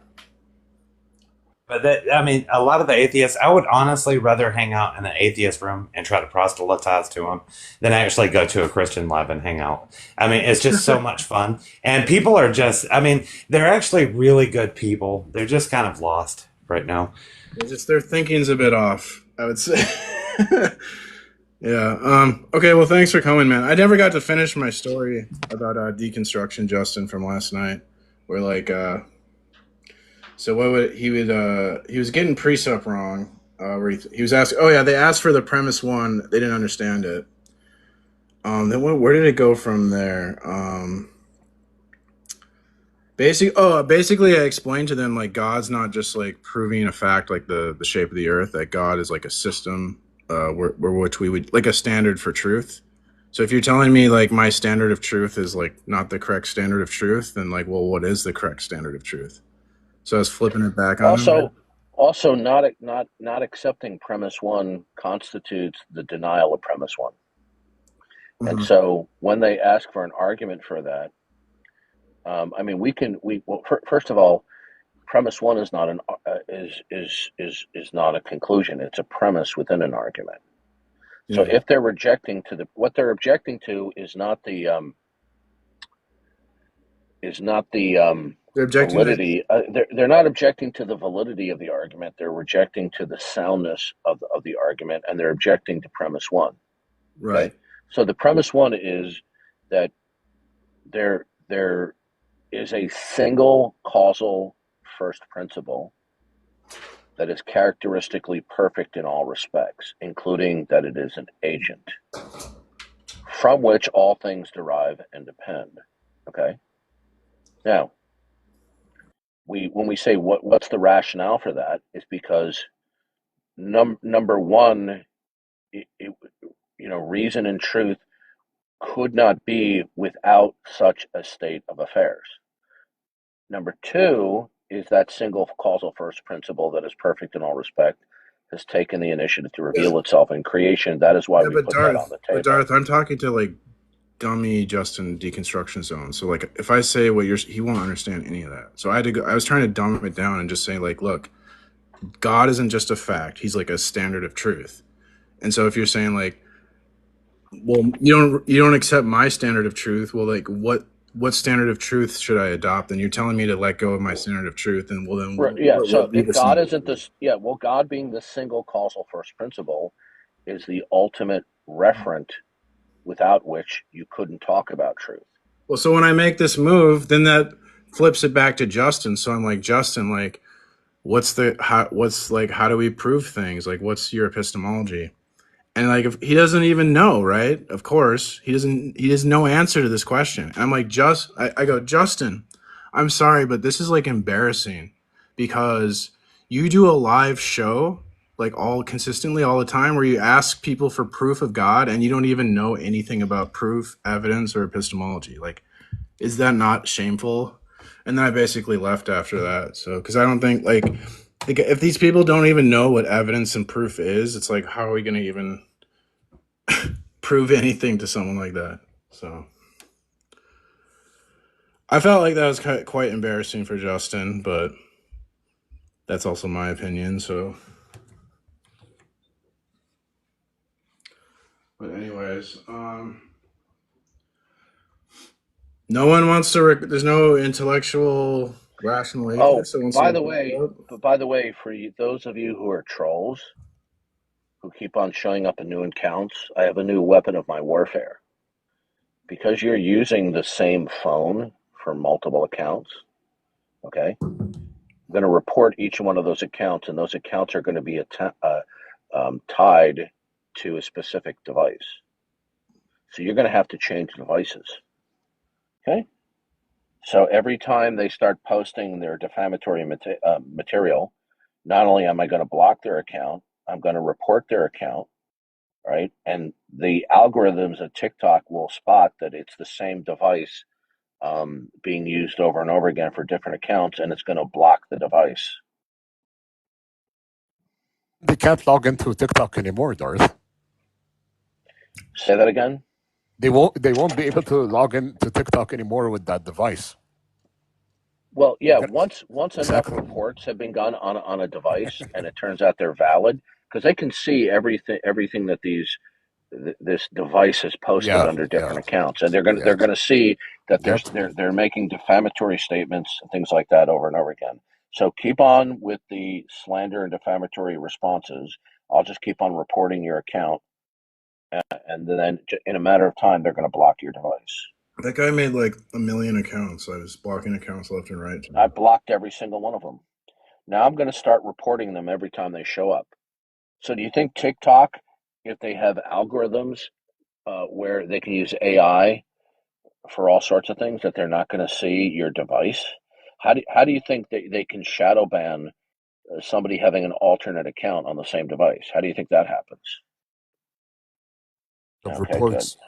Darth, would you say that? Would you do another debate with Shannon Q? Because I saw that she wanted to have a debate with a theist. Would you do that again, Darth? Or someone told me that? Yeah. Probably Even though because she was it's her best video on YouTube. even though she was like sort of not answering Darth at all in the first debate. Yeah. Mm-hmm. Yeah. You wouldn't do it again, Darth, right? No. Well, when Oh, I Shannon would talk Q, with her again, but only under the proviso that whoever was hosting it forced her to respond like an adult. The first time around, she behaved like a complete moron. I told her to her face, right on the camera. I said, "Your whole performance was a train wreck." I said, "You did not conduct yourself like a mature, thoughtful adult." Answer at all. Yeah, she kept evading, and well, yeah, she kept acting like a little schoolgirl. Yeah. no, she wanted to turn it into a therapy session instead of like a debate. Basically, was what she was doing. Yeah. I actually have a video clip of her on my computer, drunk, going off on Christians. Oh, wow. Yeah, Yeah. she was clearly intoxicated, and she also has admitted to, let's put it this way, following lifestyles that are incompatible with the way God created things. Yeah. Darth, do you So, think like like I said, a lot of the atheists, they have immoralities in their life, and that's why they don't believe in God. Yeah, I was just gonna ask you, Darth, do you think like these atheists do these commit like do like alcohol and illegal substances and commit like these awful immoral lifestyles, right? I'm guessing, yeah, right. But based on what you just said, yeah. Well, we're not saying that all Yo, atheists are like that, but it's extremely common that they have certain immoralities in their past or their present, Yep. and they don't want God looking over their shoulder, and so their mind operates through a confirmation bias, collecting slogans and cliches that are not Exactly. philosophically robust as to why God does not exist. Yep. That's why they repeat the same cliches over and over again. can I ask a Exactly. question, by the way? John, are you an atheist? No, I'm Christian. I'm just Okay. the no slavery in ancient Israel. I'm sorry, I'm Dutch. Sorry for stuttering. But just how do you explain that?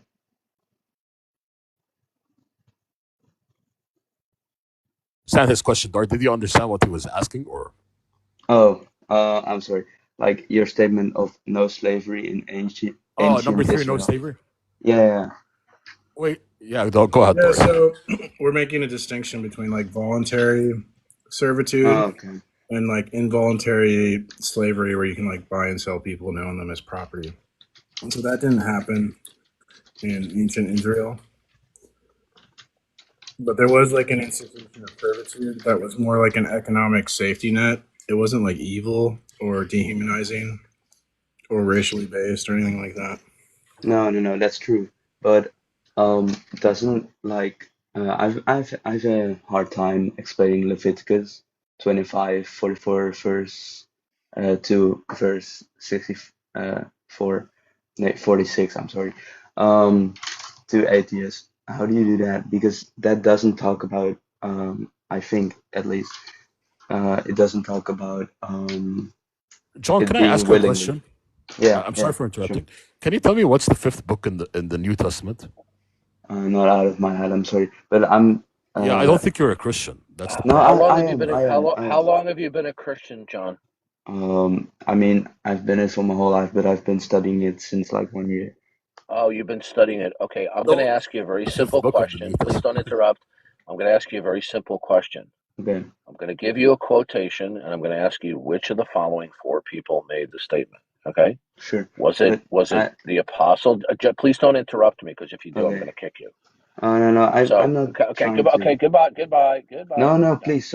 Yeah. Yeah, he didn't know Acts was the 5th book, Darth, and he studied Christianity for all of his life, right? Yeah. So you see, that's a very simple question, right?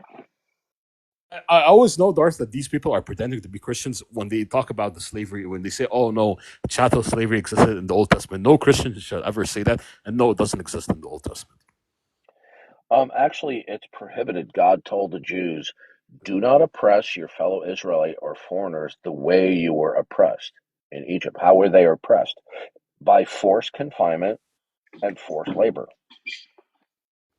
Finn, are you a What they're Christian? what Oh, these go ahead. people are Go ahead. doing, what they're doing is they're simply capitalizing on the unfortunate rendition of the 20th century English translations to translate the word for servant that has to be translated and understood within a given particular context.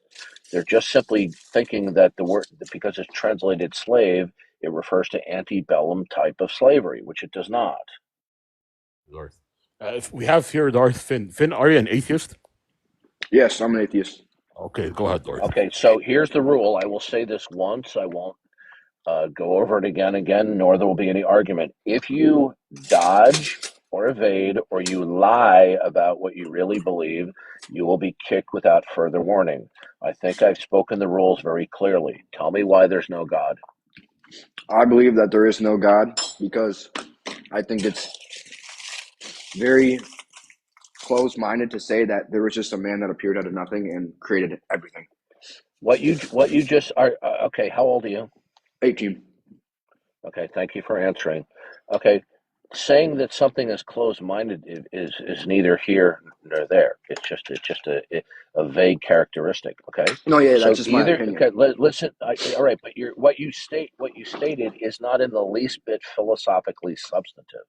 Okay, so when you deny the existence of God, you are denying a comprehensive model of reality called the creator-creature distinction.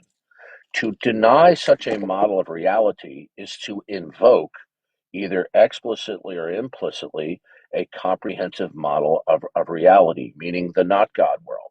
Now, do you actually have a rational defense of the not God world so as to use that as a negator for the God world? Because if you don't, then you are irrationally denying God's existence. So do you have a rational defense of the not God world? Because if you don't, then you are irrationally denying God. So even if I am irrationally denying God, that doesn't matter in my belief because I still believe it's not real. Okay. You telling me that you believe something? Who cares what you believe? Yeah. So your proof of God is Yeah. what? The Bible? Look. Listen to me carefully. All right. No, I'm just asking I'm not trying. questions. I'm not I'm trying. trying to be Don't. as nice as possible. If you ever talk me again, I'm going to kick you. Okay, I'm trying to be as I'm nice not as trying. possible Okay. here, man. Please do not Darth. overtalk me. Yep. Okay. I've already warned you about the rules. You know I'm a no nonsense person. Now, you are 18 years old. I'm 63. I'm more than Correct. 3 times your age. I know a lot more about metaphysics, philosophy, logic, and theology than you do. You are completely lacking knowledge and experience in the basics of all of these subjects. You do not know what you're talking about in anything that you're saying. Okay? Now, if you want to continue to discuss it further, that's fine. But I'm telling you, out of all the people that I've talked to in 14 years who espouse atheism, you're at the very bottom level. In other words, you're not bringing anything of intellectual ammunition. Telling me you believe a proposition is just simply a statement of your mental state. So what? Am I allowed to talk now? Is your okay? What we're really see what you're doing is Can I because talk? you I didn't cannot. even say anything. I will let you talk momentarily. I'm trying to I educate only you. told you my Okay. opinion so far. Goodbye, little boy. 18 Yeah. going on 14. Exactly. Yep. 18 going on 14. No, you're not coming up again. Yeah, John. Can I please just restate my Yeah. question? No, No, no. you may You not. were. He was being. He was a liar, My Darth. bad. He was I trying didn't to talk. recognize I was the same Yeah, account. I mean, I don't mind that people disagree, but when they come up here and he says he's 18 and he's reasoning worse than a 13-year-old. You see, the issue is when we ask you, is there a God or not a God? We're asking you to stake out a position and give an account for the truthfulness or the veridicalness of the proposition. Telling me you have a mental state, okay, where you're absent believing in God, is not a statement or a defense that God does not exist. All you're just simply telling me is you have a mental state. How does your mental state equal or correspond to the external physical world? Okay. On the other hand, if your mental state includes and entails a propositional statement external to your mental state, well, then we can talk. But merely just regurgitating, which means to vomit, your mental state, not having any reference to the external physical world, is worthless. Who cares what you think? Yeah, if you It's can say, not. if they can say atheism because of my mental state, why can't I just say Christianity because of my mental state? Yeah. I believe that your reasoning is entirely foolish. There we go. I just trumped yours, right? Because I believe it. Now, of course, I'm saying that tongue in cheek. You see, what we're dealing with is so many of these atheist type males, usually males. They are so inept in their logic, their reason, their philosophy, their metaphysics. They have no clue how inept they are. They just don't understand. Darth, only the male atheists? Is it only the Well, what I'm saying is, on this platform and others, okay, yeah, female atheists are an extreme minority. They just don't show up. yeah. Slavery isn't just like a physical thing; it's like a mental slavery that these people have. Where they like, they just refuse to accept what's obviously true. Yeah, Finn, stop sending an invite request. We're not bringing you up again. I guess I could go back to the Tom Rabbit video if no one's requesting. We didn't get very far into it, but that's good. That's all right. We're examining like Jay Dyer does another. So I'm doing this to expose like we're talking about how Tom Rabbit dodges all the time. But anyways, so yeah. Just to be clear, you're like at least agnostic that God, we could possibly have the intelligibility we perceive, and God maybe is not always truth revealing. That's not contradictory. Well, I think God is always truth revealing. I think that ultimately I would ground truth in God, but it's just a weird, maybe not the best way to make this argument to say that all knowledge is predicated on God being truth revealing, but maybe in a roundabout way, I would make that argument. Well, If you read not knowledge, intelligibility. So like the ability to interpret or I know what understand. intelligibility. I mean, it's the two are related. So I'm just intending to express the same idea. So, well, see that how he's so pedantic? Oh, knowledge or intelligibility, not knowledge. It's like, dude, they have to do nitpicky crap because they have no substance. Some people will go even further and say something. Some people go even further to make an argument that they know that God is always truth revealing because we have intelligibility. I would say that maybe ultimately that's true. It's a weird way to say it, but yeah, you could probably make that argument. Okay, we got someone else. No, it's the same. It's Finn requesting. Never mind. Finn, stop bugging me. Yeah, I just don't see why anybody would say that or how they could defend that. Because intelligibility would require a certain type of world and certain preconditions that lead to God. And one of those preconditions is that God is always truth revealing. Yes. Why?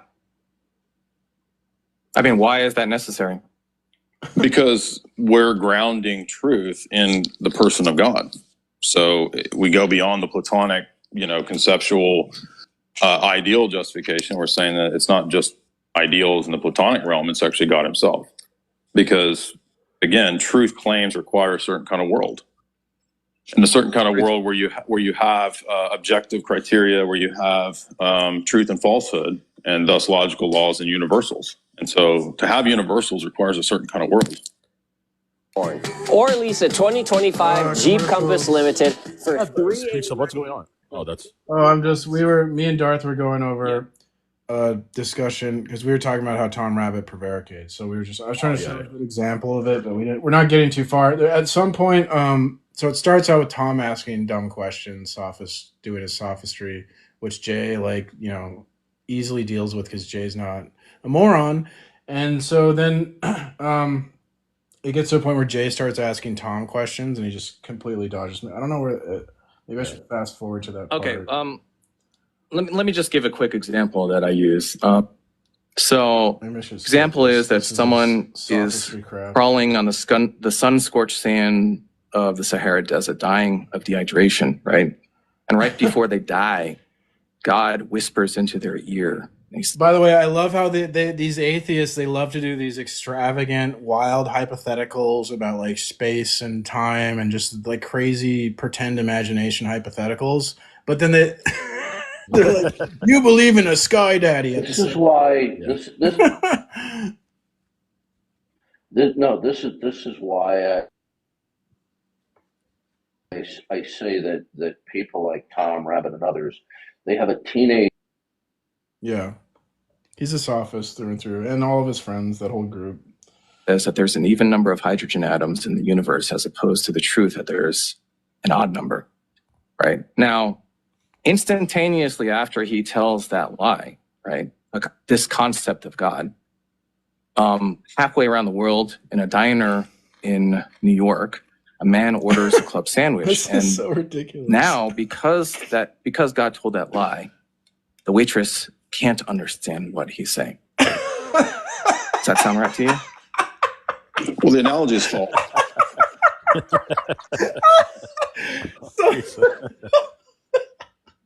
Somewhere God told a lie. And now in Australia, there's a server who can't understand a sandwich order. Oh my God. That is so funny, dude. Oh, you're kind of breaking up. It looks like you're lagging, Darth. Darth, it seems like you have a weak signal. It shows that you have one red bar in your signal. If you can get into a better location, Darth. You need more bars, like a rapper. Wait, hey Kahiko, how's it going, Kahiko? Are you an atheist? You guys are hypocrites. You guys kick people when they don't agree with you. Right, Precept, if you could put and you guys know it. Well, not really. We kick people. What happened before? You guys just kicked me because I didn't agree with you. Oh, it's the same. You guys didn't give me the options to speak. So okay, what would you like? Hypocrites. Hold on, stop. I'll give you time to speak. Prove atheism right now. Prove atheism? Yeah. Well, you're on here trying to prove that God is real. So can you prove to me that God is real right now? Yeah, because you're the one making the claim that God is real. Have you not been watching? Okay, here's the problem with your position. Okay, I want you to listen to me. Don't interrupt me. Okay. I'm going to give you 1 minute to speak, and then I'll take a minute to speak. How about that? If you interrupt me again, you're going to be gone. Now, because you haven't exposed yourself to robust intellectual opposition, and you're only dealing with what we would call low-hanging fruit, you're not aware of the many fallacies in your reasoning. So when you demand that we prove God exists, what you are actually doing, whether you would realize it or not, whether you admit it or not, you are smuggling in the not God world unargued for as though it was a default position. And you are insisting that we falsify your unargued for worldview. Okay? Now, do you understand that there's no possibility, metaphysically, of neutrality? Either we're going to speak from and in the God world or the not God world. So when you demand that I prove the God world, you're doing so from the stance of the not God world, whether it's invoked explicitly or implicitly. Can I steal? So are we clear? Let me steal clear? one sentence. Let me just wrap this up. Yeah. Are we clear that when you demand us to prove God, you're smuggling in the unargued for not God world that you're demanding to be falsified? Are we clear about that? Got it. So basically what you just said using big words is that you cannot prove God is real. That is what you just said using big words. Have a nice day. Okay. That's what you just said. See, I disagree. Goodness. No, I'm not kicking you because I disagree with you. I kicked you because you completely Agent lack McCoy. you completely are lacking the intellectual capability Okay, let me steel man. to. Let me steel man with Okay, Darth. can So, we just finish? yeah, Okay, sure. he was kicked not because he disagreed, because either he completely lacks the intellectual capability to understand what I just said, or he's purposely ignoring what I'm saying and then just prattling on as atheists do. The fact of the matter is, he's smuggling in the not God world, and then without arguing for it, he's asking for it to be falsified when he says, "Prove God exists." Okay? They won't. They will not be transparent about that's what's going on. So to steel man, what Darth is saying, like in one sentence, very simply, I'm gonna dumb it down for everyone. So if it's the case that you can't understand what Darth is saying, I'm gonna try to simplify it. One sentence. Here you go. Okay. When an atheist asks for evidence of God, they are essentially asking the Christian to use the atheist standard of logic, reason, or empirical evidence instead of the Christian standard to justify our belief in God. However, how can we, if we're using an atheist standard, how can we justify God when atheist standards make it impossible to prove God? There you go. So that's what's going on. If you don't understand it, I'm sorry. I tried to explain it the best I can. So, anyways, Tom Rabbit, the genius atheist. No, the level of intellectual sophistication of the account it's cringe. All right. So the point is this: he's invoking this as a hypothetical, but we need to dumb it down. What he's espousing is he is rejecting the notion that, and notice that he's only focusing on intelligibility. Intelligibility also requires knowledge. Our position is that reason, the appropriation of reason, truth, intelligibility, and knowledge depend that there is an ultimate singular perfect referent, perfect in terms of its attribute set. What Tom is trying to say is he's saying, well, I have an alternative scenario that there's this near perfect ultimate referent, which can make knowledge possible.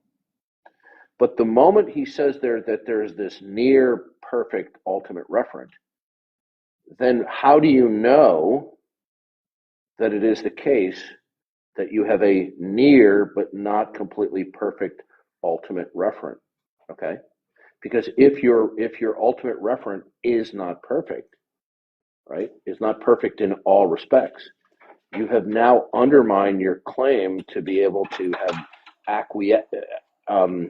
appropriation of truth, reason, knowledge, and intelligibility, because the source that you're getting it from now is imperfect.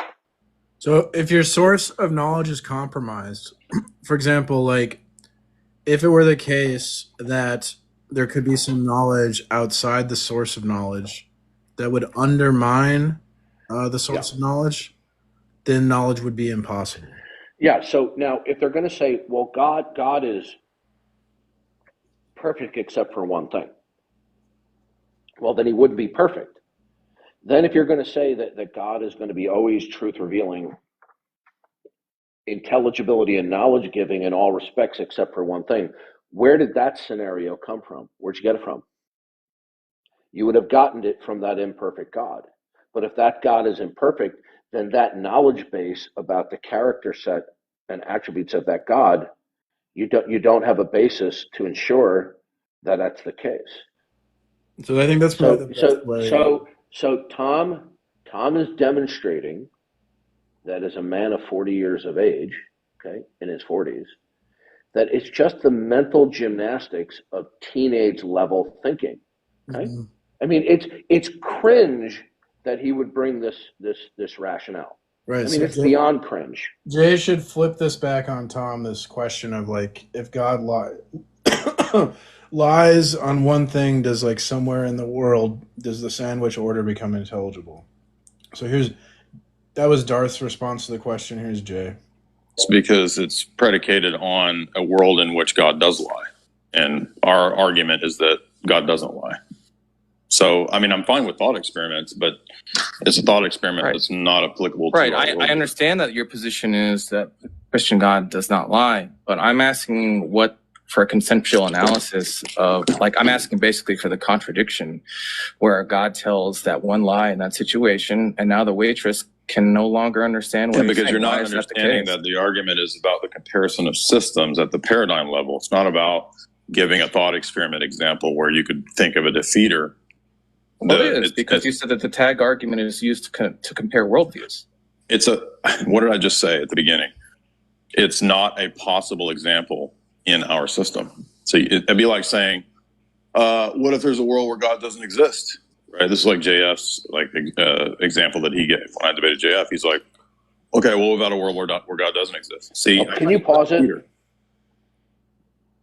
He's speaking of JF, who was a philosopher, bro. Did you watch that art debate? That was hilarious. No, I didn't. But Oh, did you watch my interaction with JF? No, I'm gonna look that up. JF, well, I just have to warn you. You better be sitting down. Make sure there's pillows around your chair, because when you fall off your chair laughing your ass off, Yeah. you could hurt yourself. Because JF, when I got done with him, he said he literally admitted he was going to run away from the interaction. I'm not accusing him of running away. He admitted he was running away, that he was leaving because he just got BTFO'd.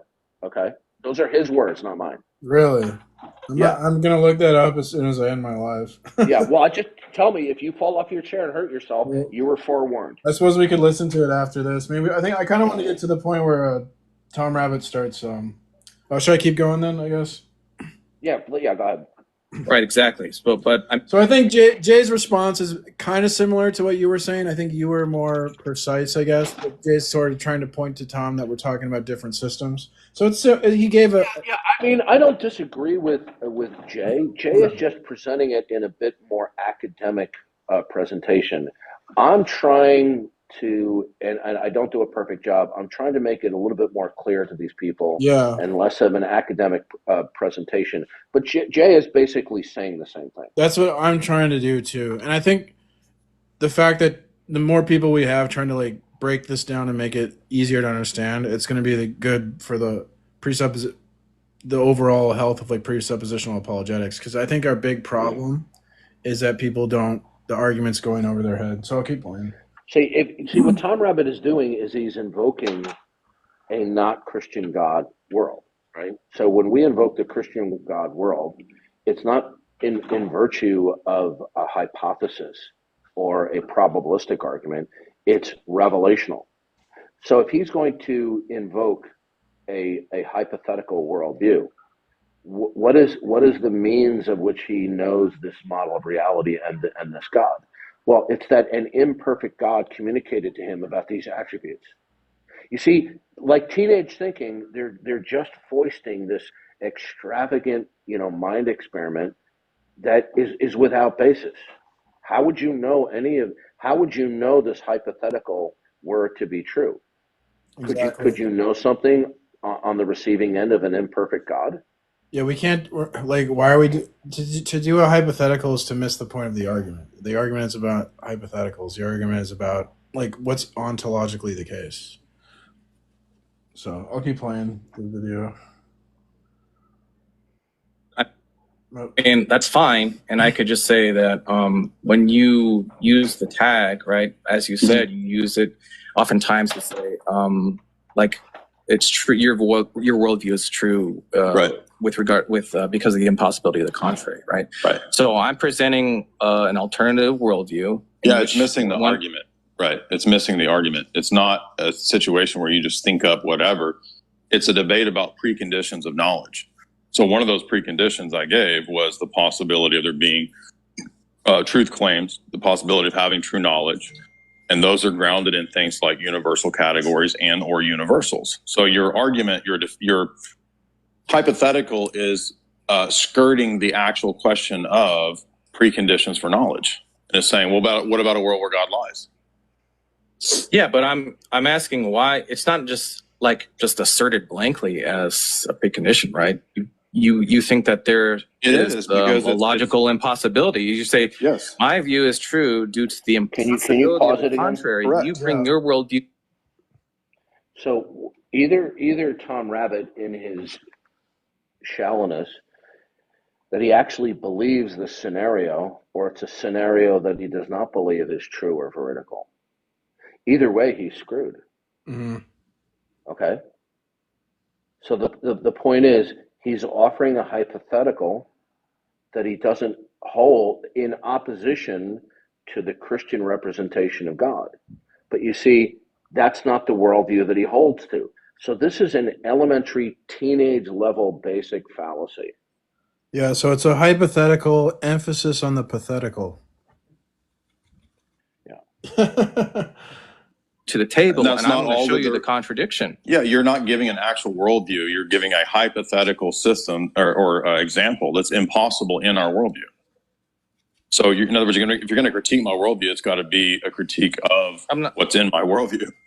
Look, I'm asking you to just simply critique or give an explanation of what the contradiction is between a God lying one time and the waitress not understanding an order for a club sandwich. Well, because it would be a defeater for multiple of his attributes, and therefore there would no longer be a possibility of grounding truth propositions and universals. So it's just going to seem like it reduces to, like, when you say something like, if God is not always truth revealing, then you can't have intelligibility. That's equivalent to something like, if God is not jealous, then you can't have intelligibility. It's just going to reduce to, like, you can't have intelligibility because that's not God. That's not a quality of God. It's not, no, you're missing that the argument is about grounding preconditions. Do you understand that or not? Make exceptional the standard in the all-new Buick Enclave. Buick, exceptional. Kind of. Okay, what do you think I mean by that? I'm not trying to put you on the spot. I'm just trying to make sure that you understand the flow of the argument. Well, you're saying that you need to have God in order to even have knowledge and these other preconditions. Okay, so what are preconditions of knowledge? Well, one of them is always being truth revealing. That's just what we're discussing, right? God. Okay, but there's a whole bunch of them. So the point is that anything that you say, anybody, presupposes a kind of world. You follow me there or not? Okay. So in a world where God lies and tells the truth, there's no longer any clear criteria of truth. Not just arbitrarily, but for grounding the preconditions of truth. So it's Bingo. Did you hear that? Play that back again. That's it. That was the coup de grace. Okay. Let me see here. Okay, I went back like 20 seconds. It's kind of hard. Yeah. It's kind of hard on my phone to go back. I went back 20 seconds. Okay? Anybody presupposes a kind of world. You follow me there or not? Okay. So in a world where God lies and tells the truth, there's no longer any clear criteria of truth. Not just arbitrarily, but for grounding the preconditions of truth. So Jay is saying exactly what I said. In a world where God lies and tells the truth, there's no grounding for the preconditions of the criteria for intelligibility, truth, knowledge. Yep. So Jay just verbalized it in a slightly different way, but it's the same content. Yeah. Just a question of coming up with a defeater. It's giving an account for the preconditions. So are you just saying something like, if God lied one time, we wouldn't know possibly? This is like the dog to its vomit, Darth, right? Like, right? Just keeps going back, asks the same question. Jay rebuts him, asks the same question. Jay rebuts him, asks the same question. Like, dog to its vomit. Whether or not he's telling us the truth, and therefore he must always be truth revealing? Again, the argument is about grounding the preconditions for knowledge. That's just an argument from consequence.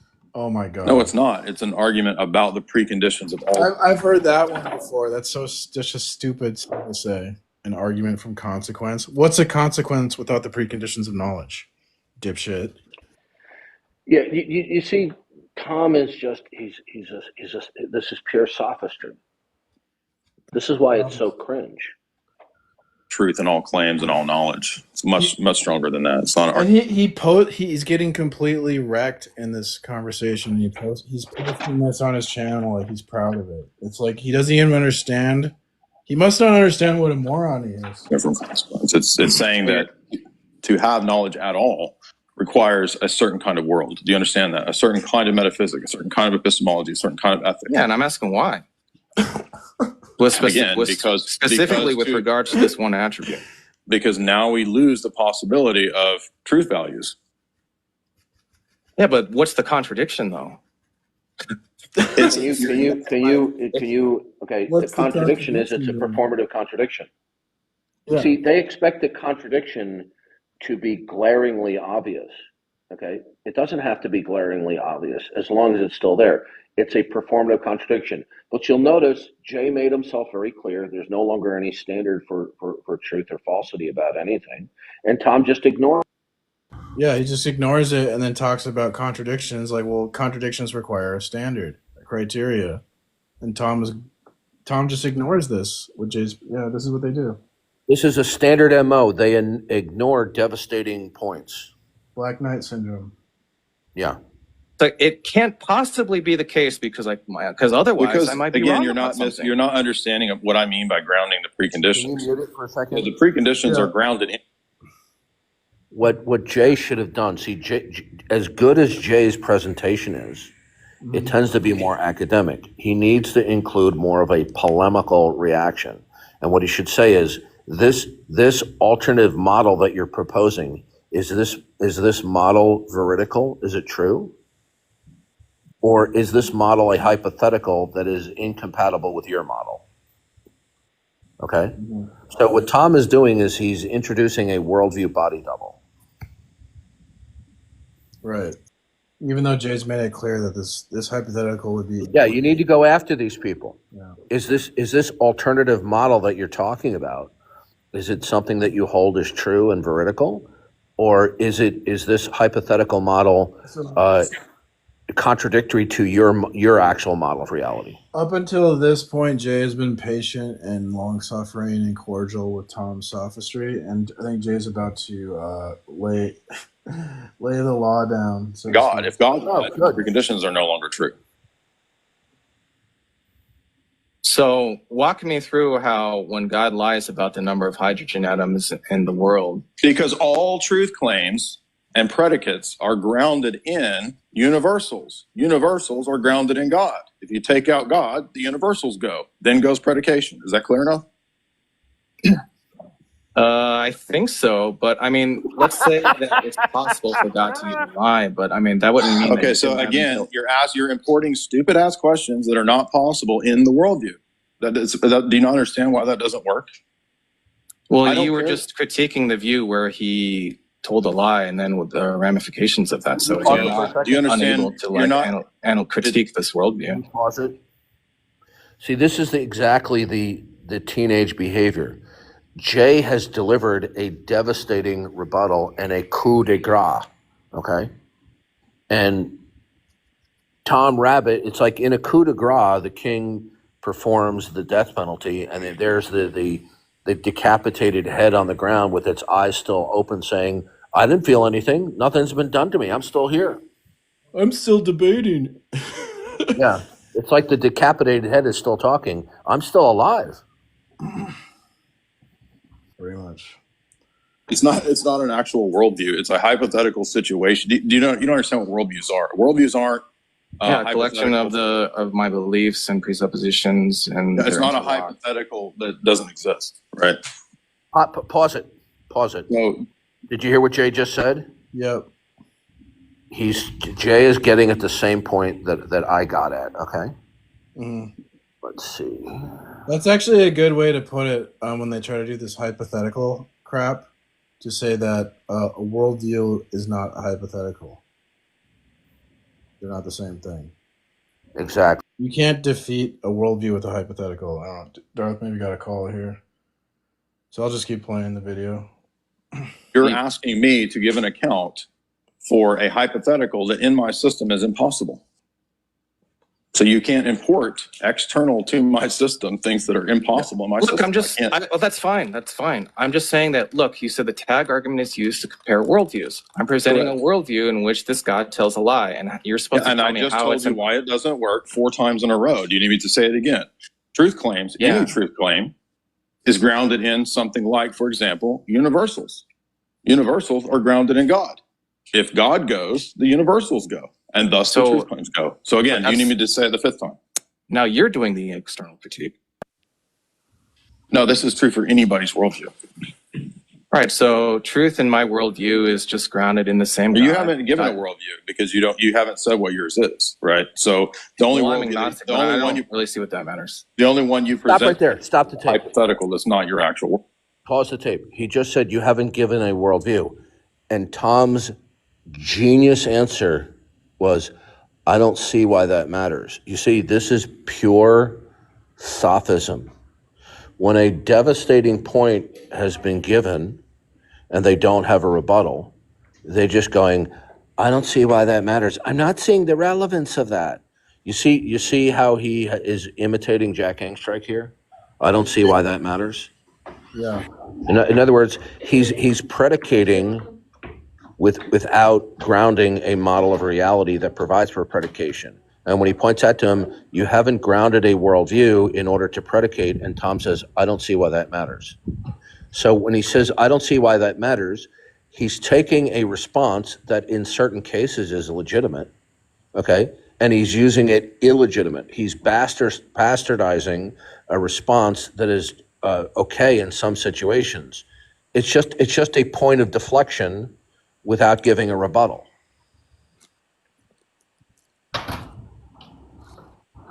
Yeah, that's a good point. Jay's, you can tell Jay's. What's the name of the video? It's on Tom Rabbit's. He posted it himself. It's called just Tom Rabbit versus Jay Dyer, pre-sub orthodox. Yeah, as I just said, my only critique of Jay here is he needs to be a little bit more clear and polemical.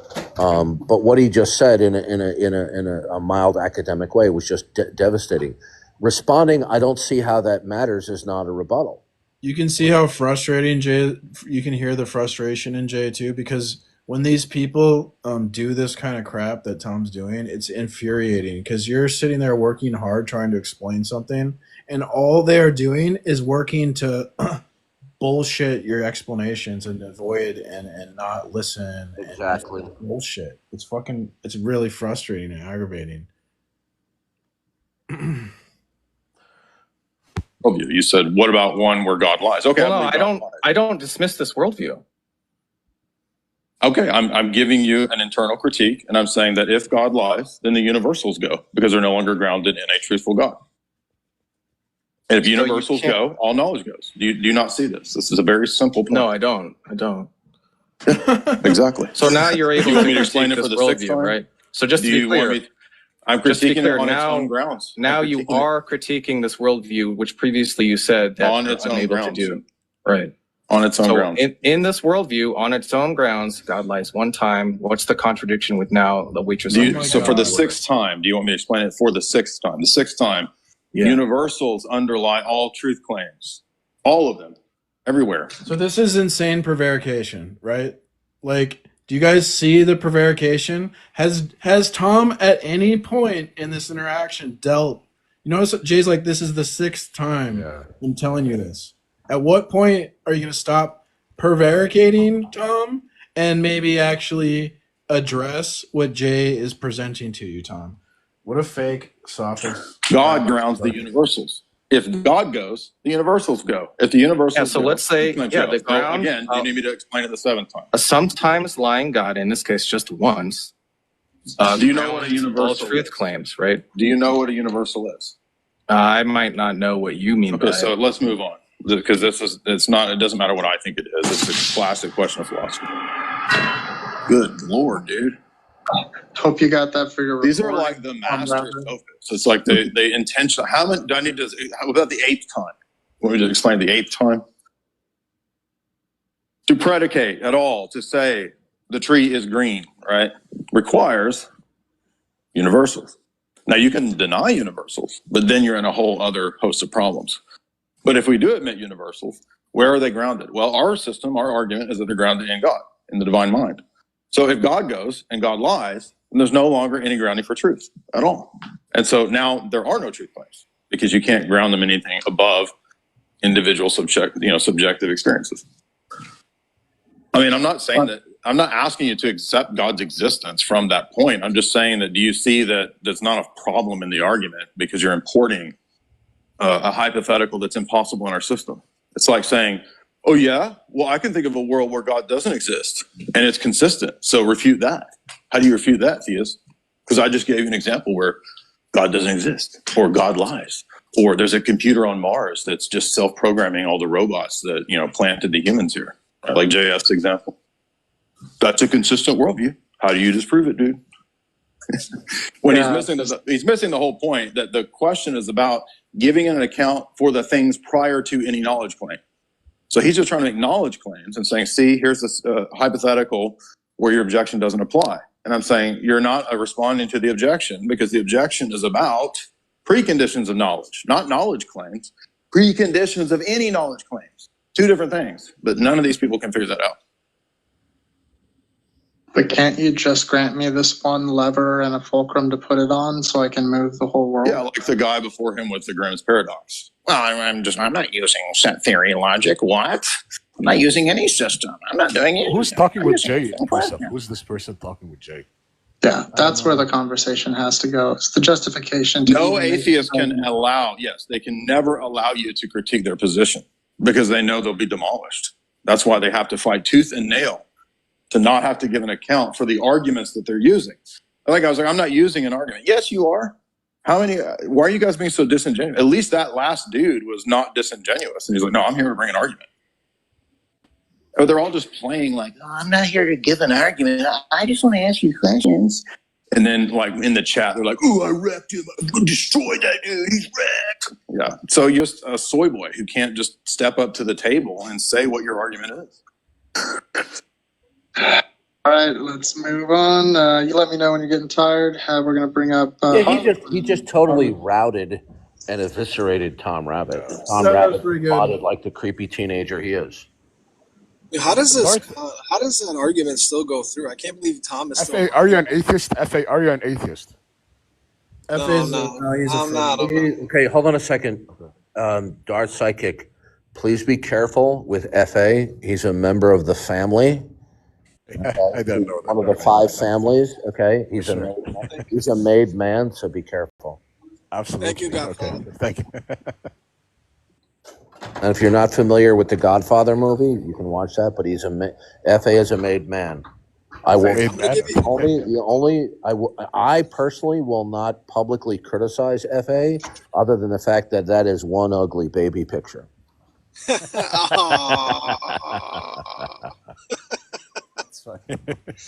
going to give you a pass this time, Egyptian, okay? Thanks, bro. He's gonna make you an offer you can't refuse. On the day of my daughter's wedding, you tell me my baby picture was ugly. And then I'm gonna send you a fish with a vest with a fish in it. This is a great injustice. Yeah, I thought that was a pretty good interaction, exposing how Jay is he's like, do I have to repeat it for the 8th time? Like, what a sophist, man. So is Tom still running? Is Tom still running that stupid argument? Dude, he has an argument about Jesus is a transformer, So, I mean, the guy's not very serious. Wow. So, how does anybody let that, like, his argument go through? I mean, as soon as you accept God is lying, you're not dealing with the Christian God anymore. Like, I don't understand how the argument even goes through after that. Yep. And Jay thoroughly explained that to him, but they just, I don't know, they think that, look, if I just never understood. This is what they do. Yeah. They half-heartedly listen, okay? Not entirely, but they half-heartedly listen. And when they're confronted with devastating defeaters, they simply ignore them, and then they just go yada, yada, yada, or they say, I don't see how that's relevant. I mean, this is pure sophistry. Okay, Jay eviscerated him. Right, would you go on a platform with Jay, like talk about Christian apologetics and stuff? Yeah, you two would be amazing. Yeah. No, the only We wouldn't problem really is get that Jay and I are violently opposed to what the true gospel is. Oh, yeah. I thought you guys were on good terms. I personally Well- like Jay. Yeah. I have heard Jay interact, for example, with Matt Slick, where Jay went into full-blown troll mode. I mean, literal full-blown troll mode, calling Matt Slick a boomer and just acting as bad as the atheists do. I'm not trying to throw Jay under the bus, but I'm just saying. And look, and in all fairness, Jay could criticize me for getting angry with people and sometimes using caustic terms or dropping an F-bomb. So what I'm saying is that this is the issue that I have with Jay. He might have an issue with me. I appreciate Jay's logical and academic approach, right? I agree with him, but there is a complete wall of separation because he's adhering to staunchly another gospel. But setting that issue aside, I have a deep appreciation and recognition that Jay is very smart and he's presenting, insofar as he's doing it, a good job at presenting the transcendental argument. Although I think he should be more polemical when he's dealing with people like this. But he did a very good job, a little bit too academic for my taste, but he annihilated, he totally humiliated Tom Rabbit. But because Tom Rabbit is exercising the mind of a teenage philosophical sophist wannabe, it has no effect. You can't talk with these people. They don't care. They just sit there going, if you make a devastating point, rather than give a rebuttal, they go, I'm not seeing why that matters. You see, you can use this anytime, right? Use that, like if I said to you... There's a guy doxing in the chat, by the way, Dory. Okay, all right, thank you. I got it. I had to answer the door. Yeah, what you need to do is, listen, you need to start reporting these people for harassment, okay? Ridiculous how many of these people are All doing right, so I'm just going to tell you guys, from now on, if you make slanderous remarks, I'm not only going to mute and block your account, I'm going to report you for harassment, okay? So it's going to go on your device, okay? It's going to go on your permanent record. Yeah. Tropinka, are you an atheist? Yeah. Oh, Dorothy's an atheist. Okay, we have an atheist here. All right. Do you want to take this one, precept? Sure. Dorothy's away, I think. Yeah. What would you like to say? I mean, I can let you interrogate me. Doesn't matter. Dorothy, we have an atheist By here. the way, Dorothy. do me a favor. If you're going to mute somebody, please check with me, because I may be in the process of trying to block him. Report their account. So what happens? Dorothy, we have here an atheist. Fabinga's an atheist. Yeah. Okay, so Fabinga, so here's the rules. If you dodge and evade or lie about what you personally believe, without further warning, you will be kicked. There will not be any debate or argument about it. Okay? Okay. So tell me why there's no God. I mean, like, I just never been given a good enough reason to believe it. Okay, so now what you're doing is you're shape-shifting from classical atheism, that there is no God, to you're just somebody who has a mental state wherein you're unconvinced. Unfortunately, when you try to represent your God denialism, that you're merely unconvinced, I can show you by a logical analysis that your conscious refusal to acknowledge the necessity of God constitutes an indirect denial of God. Okay. So telling me that you're unconvinced is a verbal camouflage attempting to conceal your real position, which is either the direct or the indirect denial of God. So I'm going to ask you once again how there is no God. Telling me you're unconvinced will be a repeat of attempting to be deceptive, and you'll leave the show. So tell me why there's no God. I don't know what to tell you. My parents are like atheists, I and don't care. I don't care about your personal background or your biography. Tell me why there's no God. I don't know what to tell you. I guess it's like an So you indirect. don't, so you're another atheist that self-identifies an atheist, but you don't have a rational defense. You see, telling me, defending your self-identifying an atheist, but then verbally camouflaging yourself that you're merely in a state where you're unconvinced is deceptive. Okay, you're not merely unconvinced. You are refusing to acknowledge the necessity of God. I'll ask you right now, will you accept right now that the attribute set of God is necessary for the actuality of everything? Will you accept that now? Can you like walk No, me I through didn't it? ask you. I said, will you accept it right now? Do you accept Without it or do anything you else? not? No, unless you give me something. Okay, so you do not accept the necessity of God, is that correct? Yes, I do not accept the necessity of Okay, God. that constitutes the denial of God. Tell me why there's no God. I do not accept the necessity of God because I don't see how God is necessary. Okay. What you're saying is God does not exist because you are in a mental state where you're unconvinced. It does not logically and necessarily follow because you have a mental state wherein you're unconvinced. Therefore, God does not exist. That's a non sequitur. I mean, in like a what you call it, like Did the you ultimate understand what I just skeptic, said to you? in an ultimate Did you skeptic kind of understand what view. I just said to you? Yeah, I'm trying to reply Did you to that. understand what I just said to you? That's the I third do. time. I'm You're trying to about to be reply. kicked. Okay? Now, telling me you're unconvinced doesn't cut the mustard. Okay? Your position constitutes either the direct or the indirect denial of God. Telling me that you're in a mental state of being unconvinced, it doesn't logically and necessarily follow from that there's not a creator. Are we clear before we move on? Yeah, I'm clear. I'm trying to Okay, explain. good. Then don't repeat that again. If No, you I'm trying to repeat it explain again, I something will else. kick. Listen to me. If you repeat that again, I will remove you instantly. Now, since that your first attempt has failed to demonstrate the non-existence of God, I want you to explain to me the non-existence of God. I'm prepared to explain to you why God exists, but you came on and I would like you to explain your position. Yeah, I'm trying to do that. What I'm saying is, if you do take like an ultimate skeptic position, where like ultimately You're not answering my question. I'm We're trying going to to try this explain. one. Okay, goodbye. Goodbye. Yep. Okay. Dork, that's the Okay, problem. notice I noticed. how when you ask them to defend the falsity of God, which they are identifying as an atheist, they instantly verbally shapeshift that they're unconvinced. And they double and triple down on this. Okay, even in the face, they know that they're going to be ejected.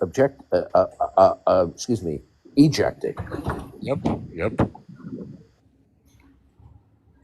Saw that, Darth. I noticed that. Yep.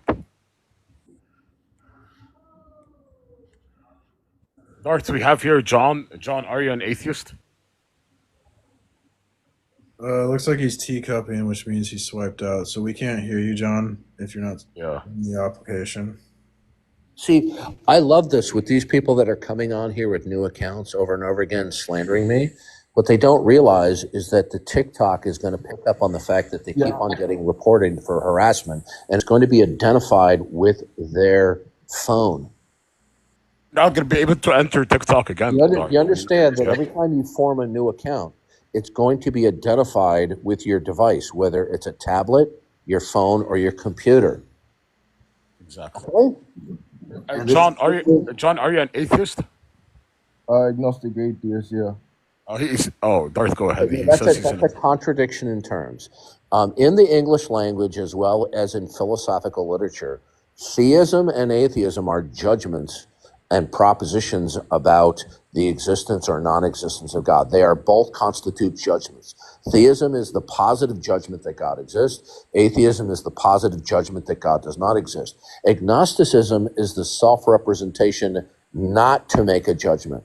So to characterize yourself as an agnostic atheist is internet claptrap from YouTube videos. It's a contradiction in terms, because to call yourself an agnostic atheist is to say, I'm not making a judgment, but I'm making a judgment about God. So I'm going to ask you a very simple question. Are you making a propositional judgment about the existence of God? Yes or no? No. Okay, so then don't call yourself an atheist, okay? Right.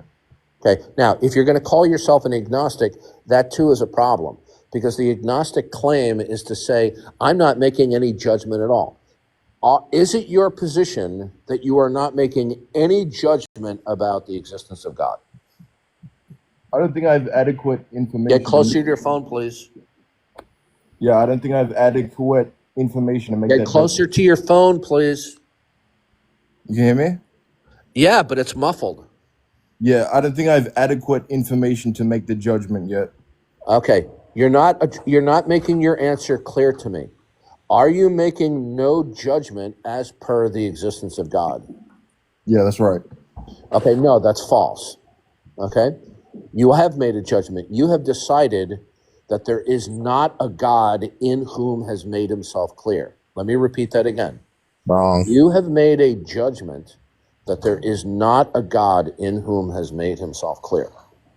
Now, Atheist just means you haven't do you convinced. accept that there is a God in whom has made himself clear? I think I'm on the fence. No, there's no, sir. There's no fence because of the law of excluded middle. It's either A or not A.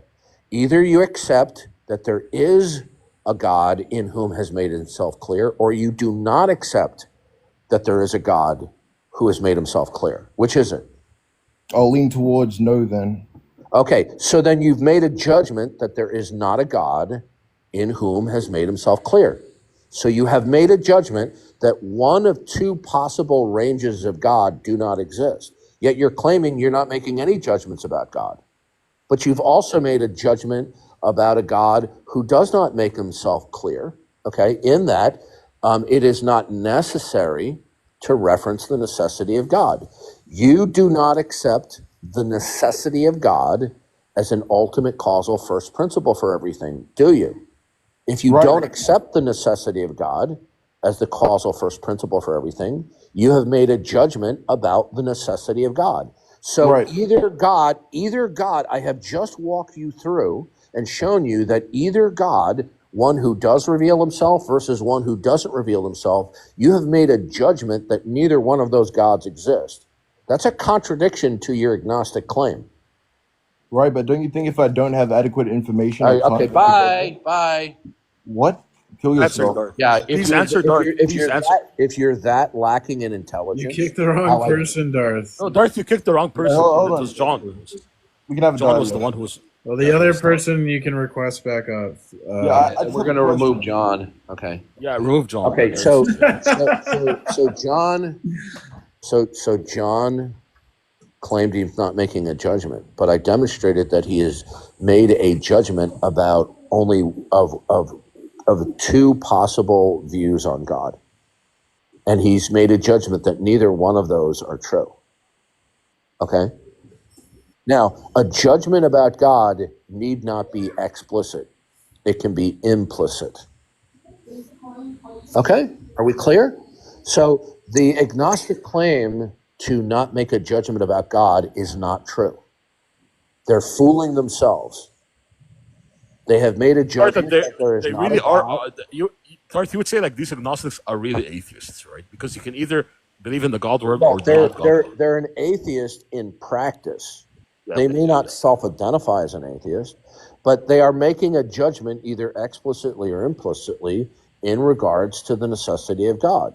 So when the agnostic is laying forth the claim that they're not making a judgment about the existence of God, the agnostic has made two judgments about the existence of God. First of all, the agnostic has made a judgment that there is no God in whom has made himself clear, and the agnostic has made a judgment that it is not necessary to reference the necessity of God. Okay? So that is not something that they can dispute. Now, the bottom line is, their thinking is that the only way to deny God is to do so explicitly. That's simply not the case. You can deny a proposition by virtue of affirming other propositions, even though you don't directly deny the proposition.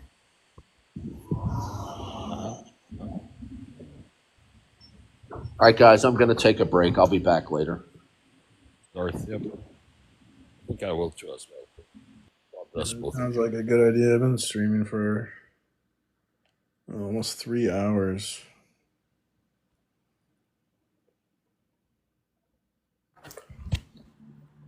What's up, John? No, why'd I get kicked? I couldn't even like preface. Because Darth is very firm with young men. He doesn't tolerate nonsense. Yeah, I just have a question. I'm not trying to be contentious or whatever, but Okay. if you interpret the Bible through sensory data, doesn't that also make you an empiricist? No, because empiricist would be the claim that knowledge ultimately comes from sense data, but we're saying that knowledge ultimately comes from God. So it's different. Right, but even like the initial person who like had this argument, he would initially have to interpret it through sense data. Yeah, we have to use sense data. That's true. That's part of So, the argument. so isn't that your like initial premise? Well, that would be our proximate starting point, is like our observations and our reason. Yeah. Well, the reason, so observations, I guess, would be the proximate starting point. Then reason is like the method, and then God would be the ultimate starting point. And they're all interconnected, so they require Right. each other. But if you wanted to make the argument that it's reciprocal, what if I just made a religion right now and I made the same case? Again, the argument is not a worldview is not a hypothetical. So that's like a category error. You can't defeat a worldview with a hypothetical. Right, but what does a hypothetical not work? A worldview is not a hypothetical. You have a worldview and I have a worldview. They're not hypotheticals. Right, but I think I'm using the same logic that you're using, right? No, you are you're making a hypothetical. Yeah, I am, but Okay. Worldviews are not hypotheticals. I'm arguing a worldview, not arguing a hypothetical. You can't defeat a worldview with a hypothetical. It's a category error in logic. so if you believe sensory data is validated through the Bible, then No, sensory data, the Bible undergirds the foundation, a transcendental foundation to make sense of empirical proof and rational proof. right, but when you read the Bible, that's validated through the Bible, right? I already answered this question. You're like a dog going back to its vomit. Like, why do you guys repeat? Like, when I give you a rebuttal, you just repeat your question. Why don't you respond to my Unsatisfactory answer. You're a freaking coward, John. I'm sorry, but you're a coward. Why do you guys just ridicule? Like, why can't I answer? Because you asked a question and I answered the question, and then you ignored my answer and you asked the question again, and I think that's cowardly, John. What do you think it is? I mean, like, don't you think even with the Bible, there's objections using your worldview?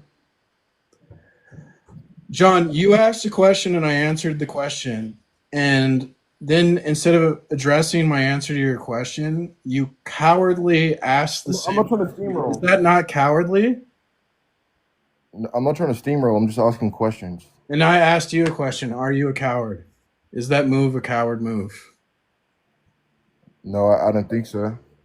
Okay. Thanks for coming, John. Wow. Oh, fuck. I want to find this debate with John or Darth and JF. I want to listen to that. Excuse me.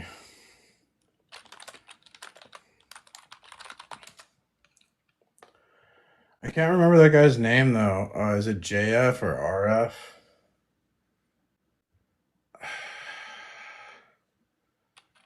I forgot. I was gonna ask Darth what he left. Is it J Dyer versus RF? Is it JF or is it RF? God, what's that guy's name? Oh, JF Garpy. What's his name? JF Garpy?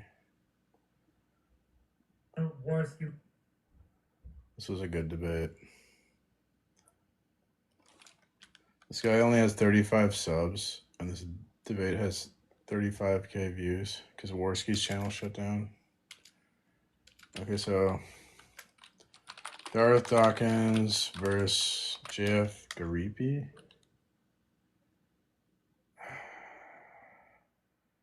Is this it? Oh, it is. Sick. Okay. I found it.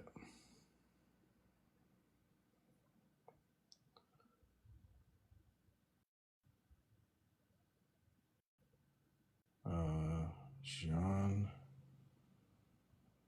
Francos.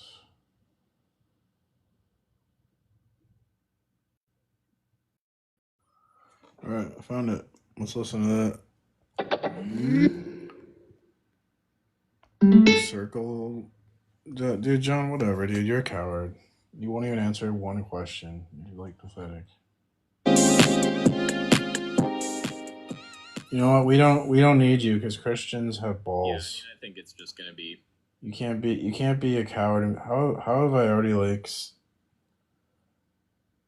I don't understand. Okay. Christian, yeah, it takes courage to be a Christian, John. So Christianity is not for you. So stay atheist. Was that directed at me or JF? Yeah. Well, anyone. Oh, okay. Oh my gosh. Because generally I find people ignore certain points that are made. So. Yeah, I mean, I think it's just going to be free form, so you guys can just talk. So anyways, I don't know if is Julie still there? I was gonna say something to Julie.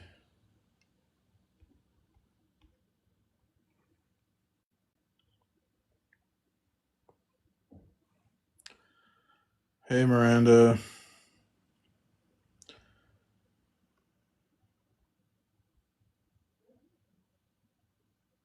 So is that like an alt account where you're streaming from? Because did you get banned?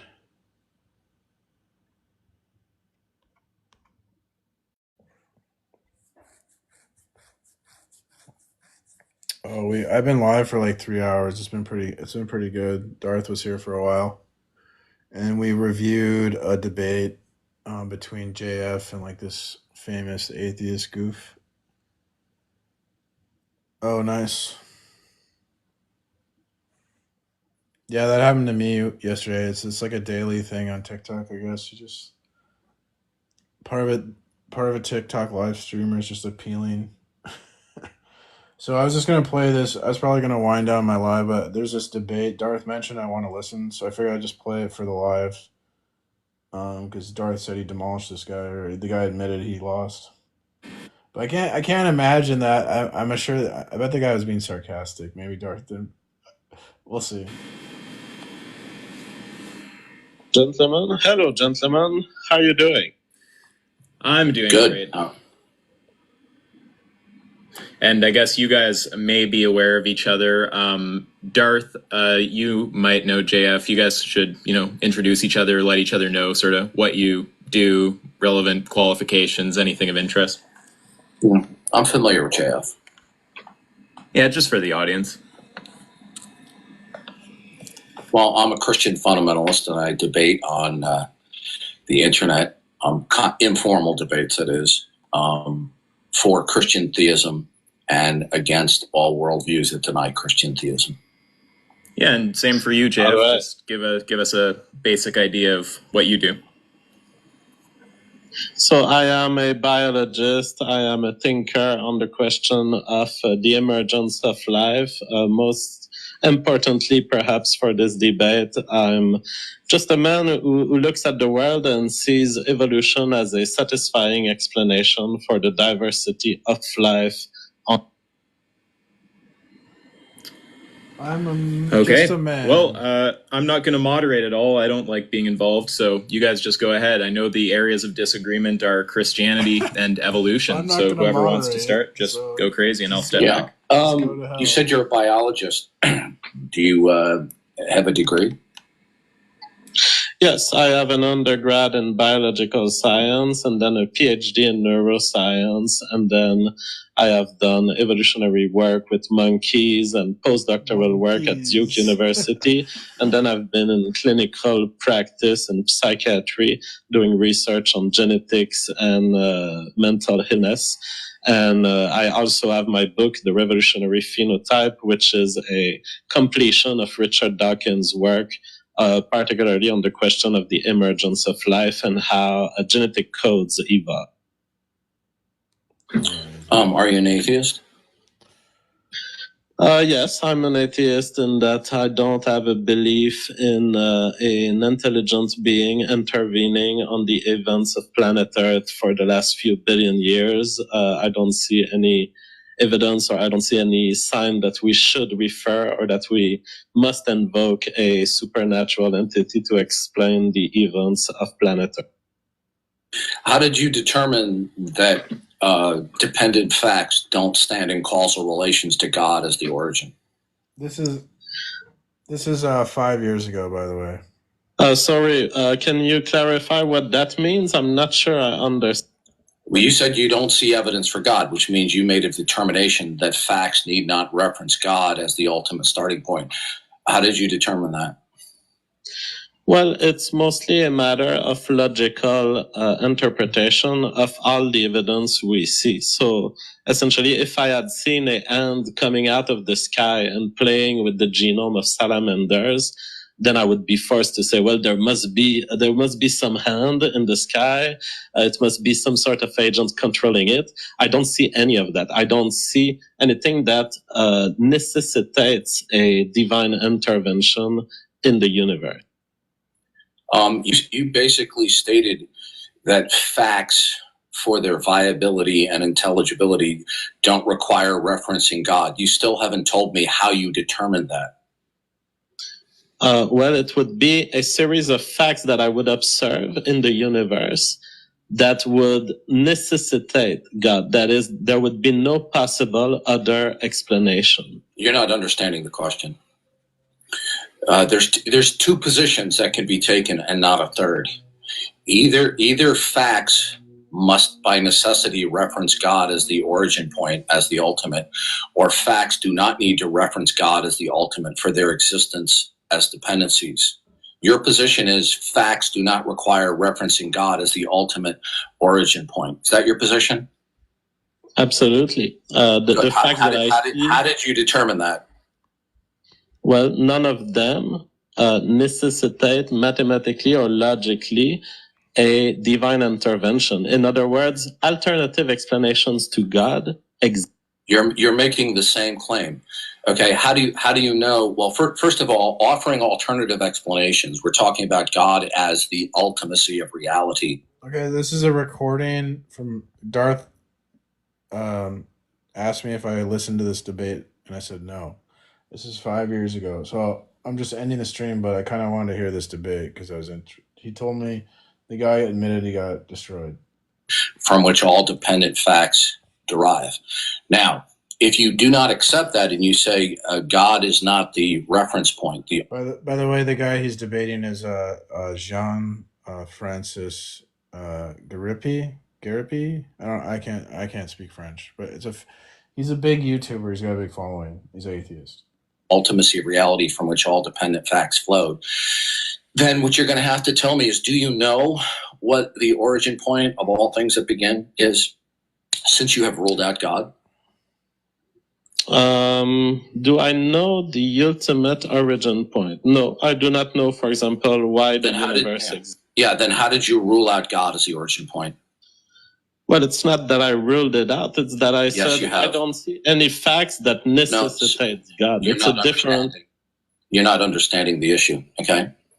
Either facts necessarily require referencing God, or a fact or facts in general do not require God as the origin point. There's only two positions, okay? Because God is defined as that which is ultimate, absolute, and the origin point of all things that begin. So either facts necessitate referencing God or they do not. Which is your position? My position is I don't see any facts, and I've not been confronted with any observation. I didn't ask you about what you saw. God as an explanation. I didn't ask you what you saw. You America's best tire warranty. It's included with every set of tires. Oh yeah, Julie, I don't want keywords because they can just go around them. I thought about doing that. Let me go check it. How do I check that? Comment sentence, blocked words. No, see, I thought about doing that, but I don't want to do that because there could be a legitimate. For one, they can just work their way around that. Maybe we could do like the full name. You could block the full name. I guess that would be a word. The full, like the first and last name together. But even if you do that, they're just going to work around that. But if you want to block the full, the first and last name. God, what's wrong with these people?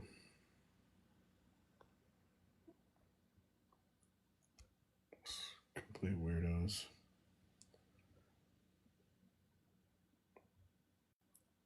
You can be more liberal with muting people, Julie. I don't really care about muting people. It's just like I only want to block people as a last resort if they're putting like a first and last name, like addresses, phone numbers, doxing. I think doxing should be blocked. I think if they talk about like slander about someone's family, well, mainly I want to block the people. I don't really care if people slander about me, honestly, but like Darth doesn't want people slandering him.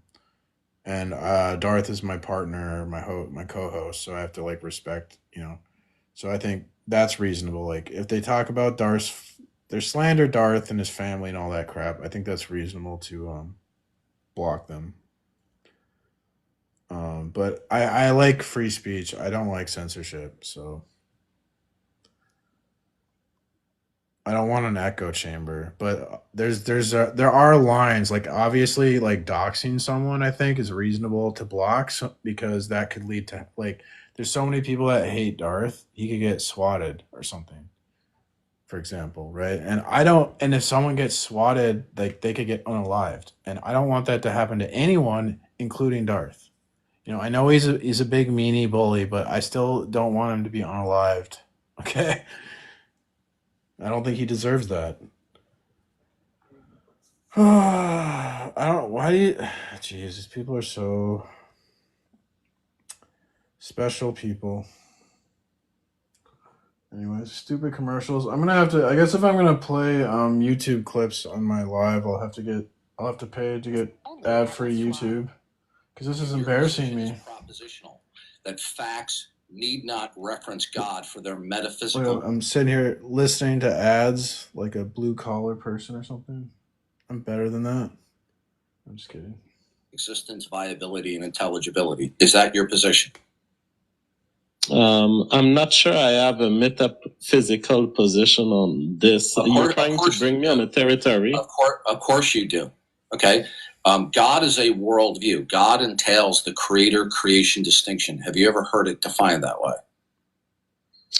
I'm up for this definition. You go ahead.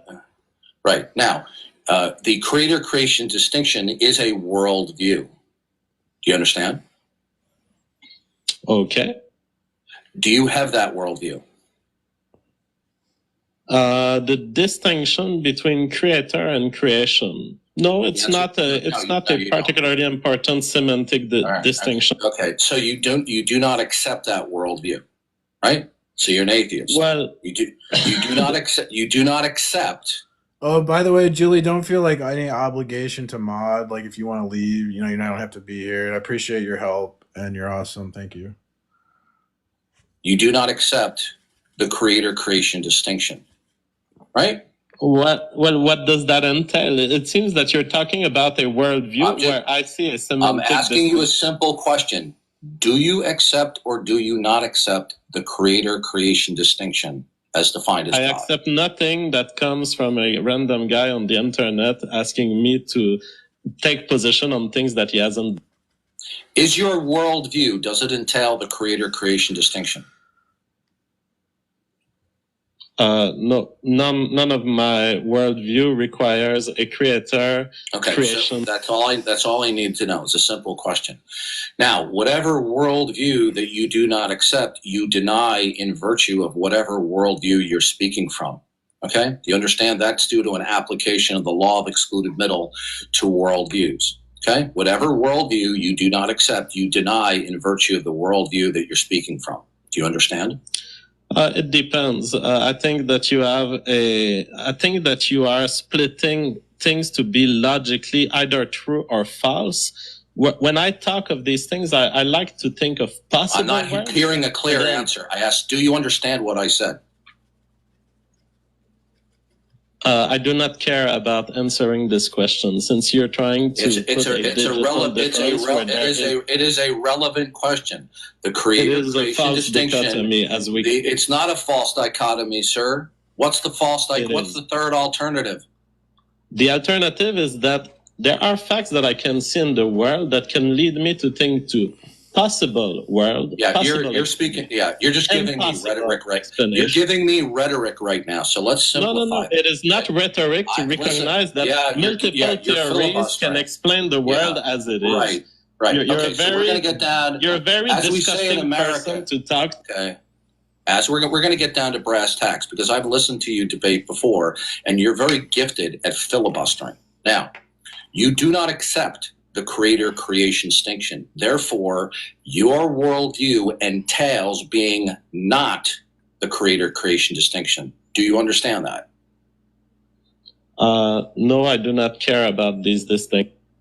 No, sir. Either your worldview entails the creator-creator distinction, or it does not entail the creator-creator distinction. Which is your worldview? In my worldview, creator and creation distinctions are possible constructs to superimpose. No, sir. That's a fallacy. That is an incoherent fallacy, and I will explain why. It is not. Okay, I will explain why it is a fallacy to you. You are advocating what is known as pluralism. The only worldview that you can put on the table is your worldview. To offer another worldview that is not your own is a contradiction to your worldview. Do you understand what I have just said? No. You can only offer your worldview as a foundation and a basis from which to speak forth facts. You cannot offer other worldviews that are not your own. To do so is a contradiction in terms. Every other worldview other than your own is a contradiction to your worldview. You cannot say that another worldview that is not your own is a potential actual. That is a contradiction in terms. That is fallacious, sir. No, it is not, sir. Do you agree that the law of excluded middle, are you familiar with that? The law of excluded middle? It is fallacious to be. Are you familiar with the law? You see, JF, listen to me carefully. I'm very familiar with your filibustering techniques. I don't mean to. Dude, this is not bait. You know what is bait? It's people who say, I don't believe in God. That's bait. Be insultive to you, but I've watched your debates, okay? You are very gifted with rhetoric. That doesn't impress me. Now, I'm going to ask you a very specific question. Are you familiar with the law of excluded middle, and do you accept it? The law of excluded middle is an axiomatic logical statement that can be included in certain frameworks. I do not. You do not accept the law of excluded middle. So something can be true and false at the same time and in the same sense? It depends. It depends on which logical framework you work in. Do you accept the law? Do you accept the laws of logic? Well, I accept that they exist and that you can invoke them. But you can also invoke alternative. Are they absolute and invariant and universal? No, not universal. So good. Are they conventional? What does that mean? Are they man-made, man-contrived? Yes, to some extent, yes. I believe. Okay, all right, good. Therefore, whenever you employ either explicitly or implicitly principles of logic, they're simply human conventions and are not universally binding or obligatory, sir. Well, You've now reduced the principles of logic to human subjectivity. Oh, yes. Good, then it's game over for you, sir. Then your whole system is simply an array of subjectiveness. Therefore, you cannot make any objective determinations whatsoever. Well, it looks like I've been BTFO'd on the internet. Say that again? It looks like I have been BTFO'd on the internet. Yeah, that was pretty quick, wasn't it? All right, bye. Bye-bye. Anyway, now, did you guys? Are you kidding me? He just goes, I just got BTFO'd and left. You guys see? Did you guys see how long that took me to dismantle him? And Jay Dyer went on and on. Now, I think he was being sarcastic. This guy. You see, you can't let this guy filibuster, and I didn't. Well, but Jay Dyer was doing more like a...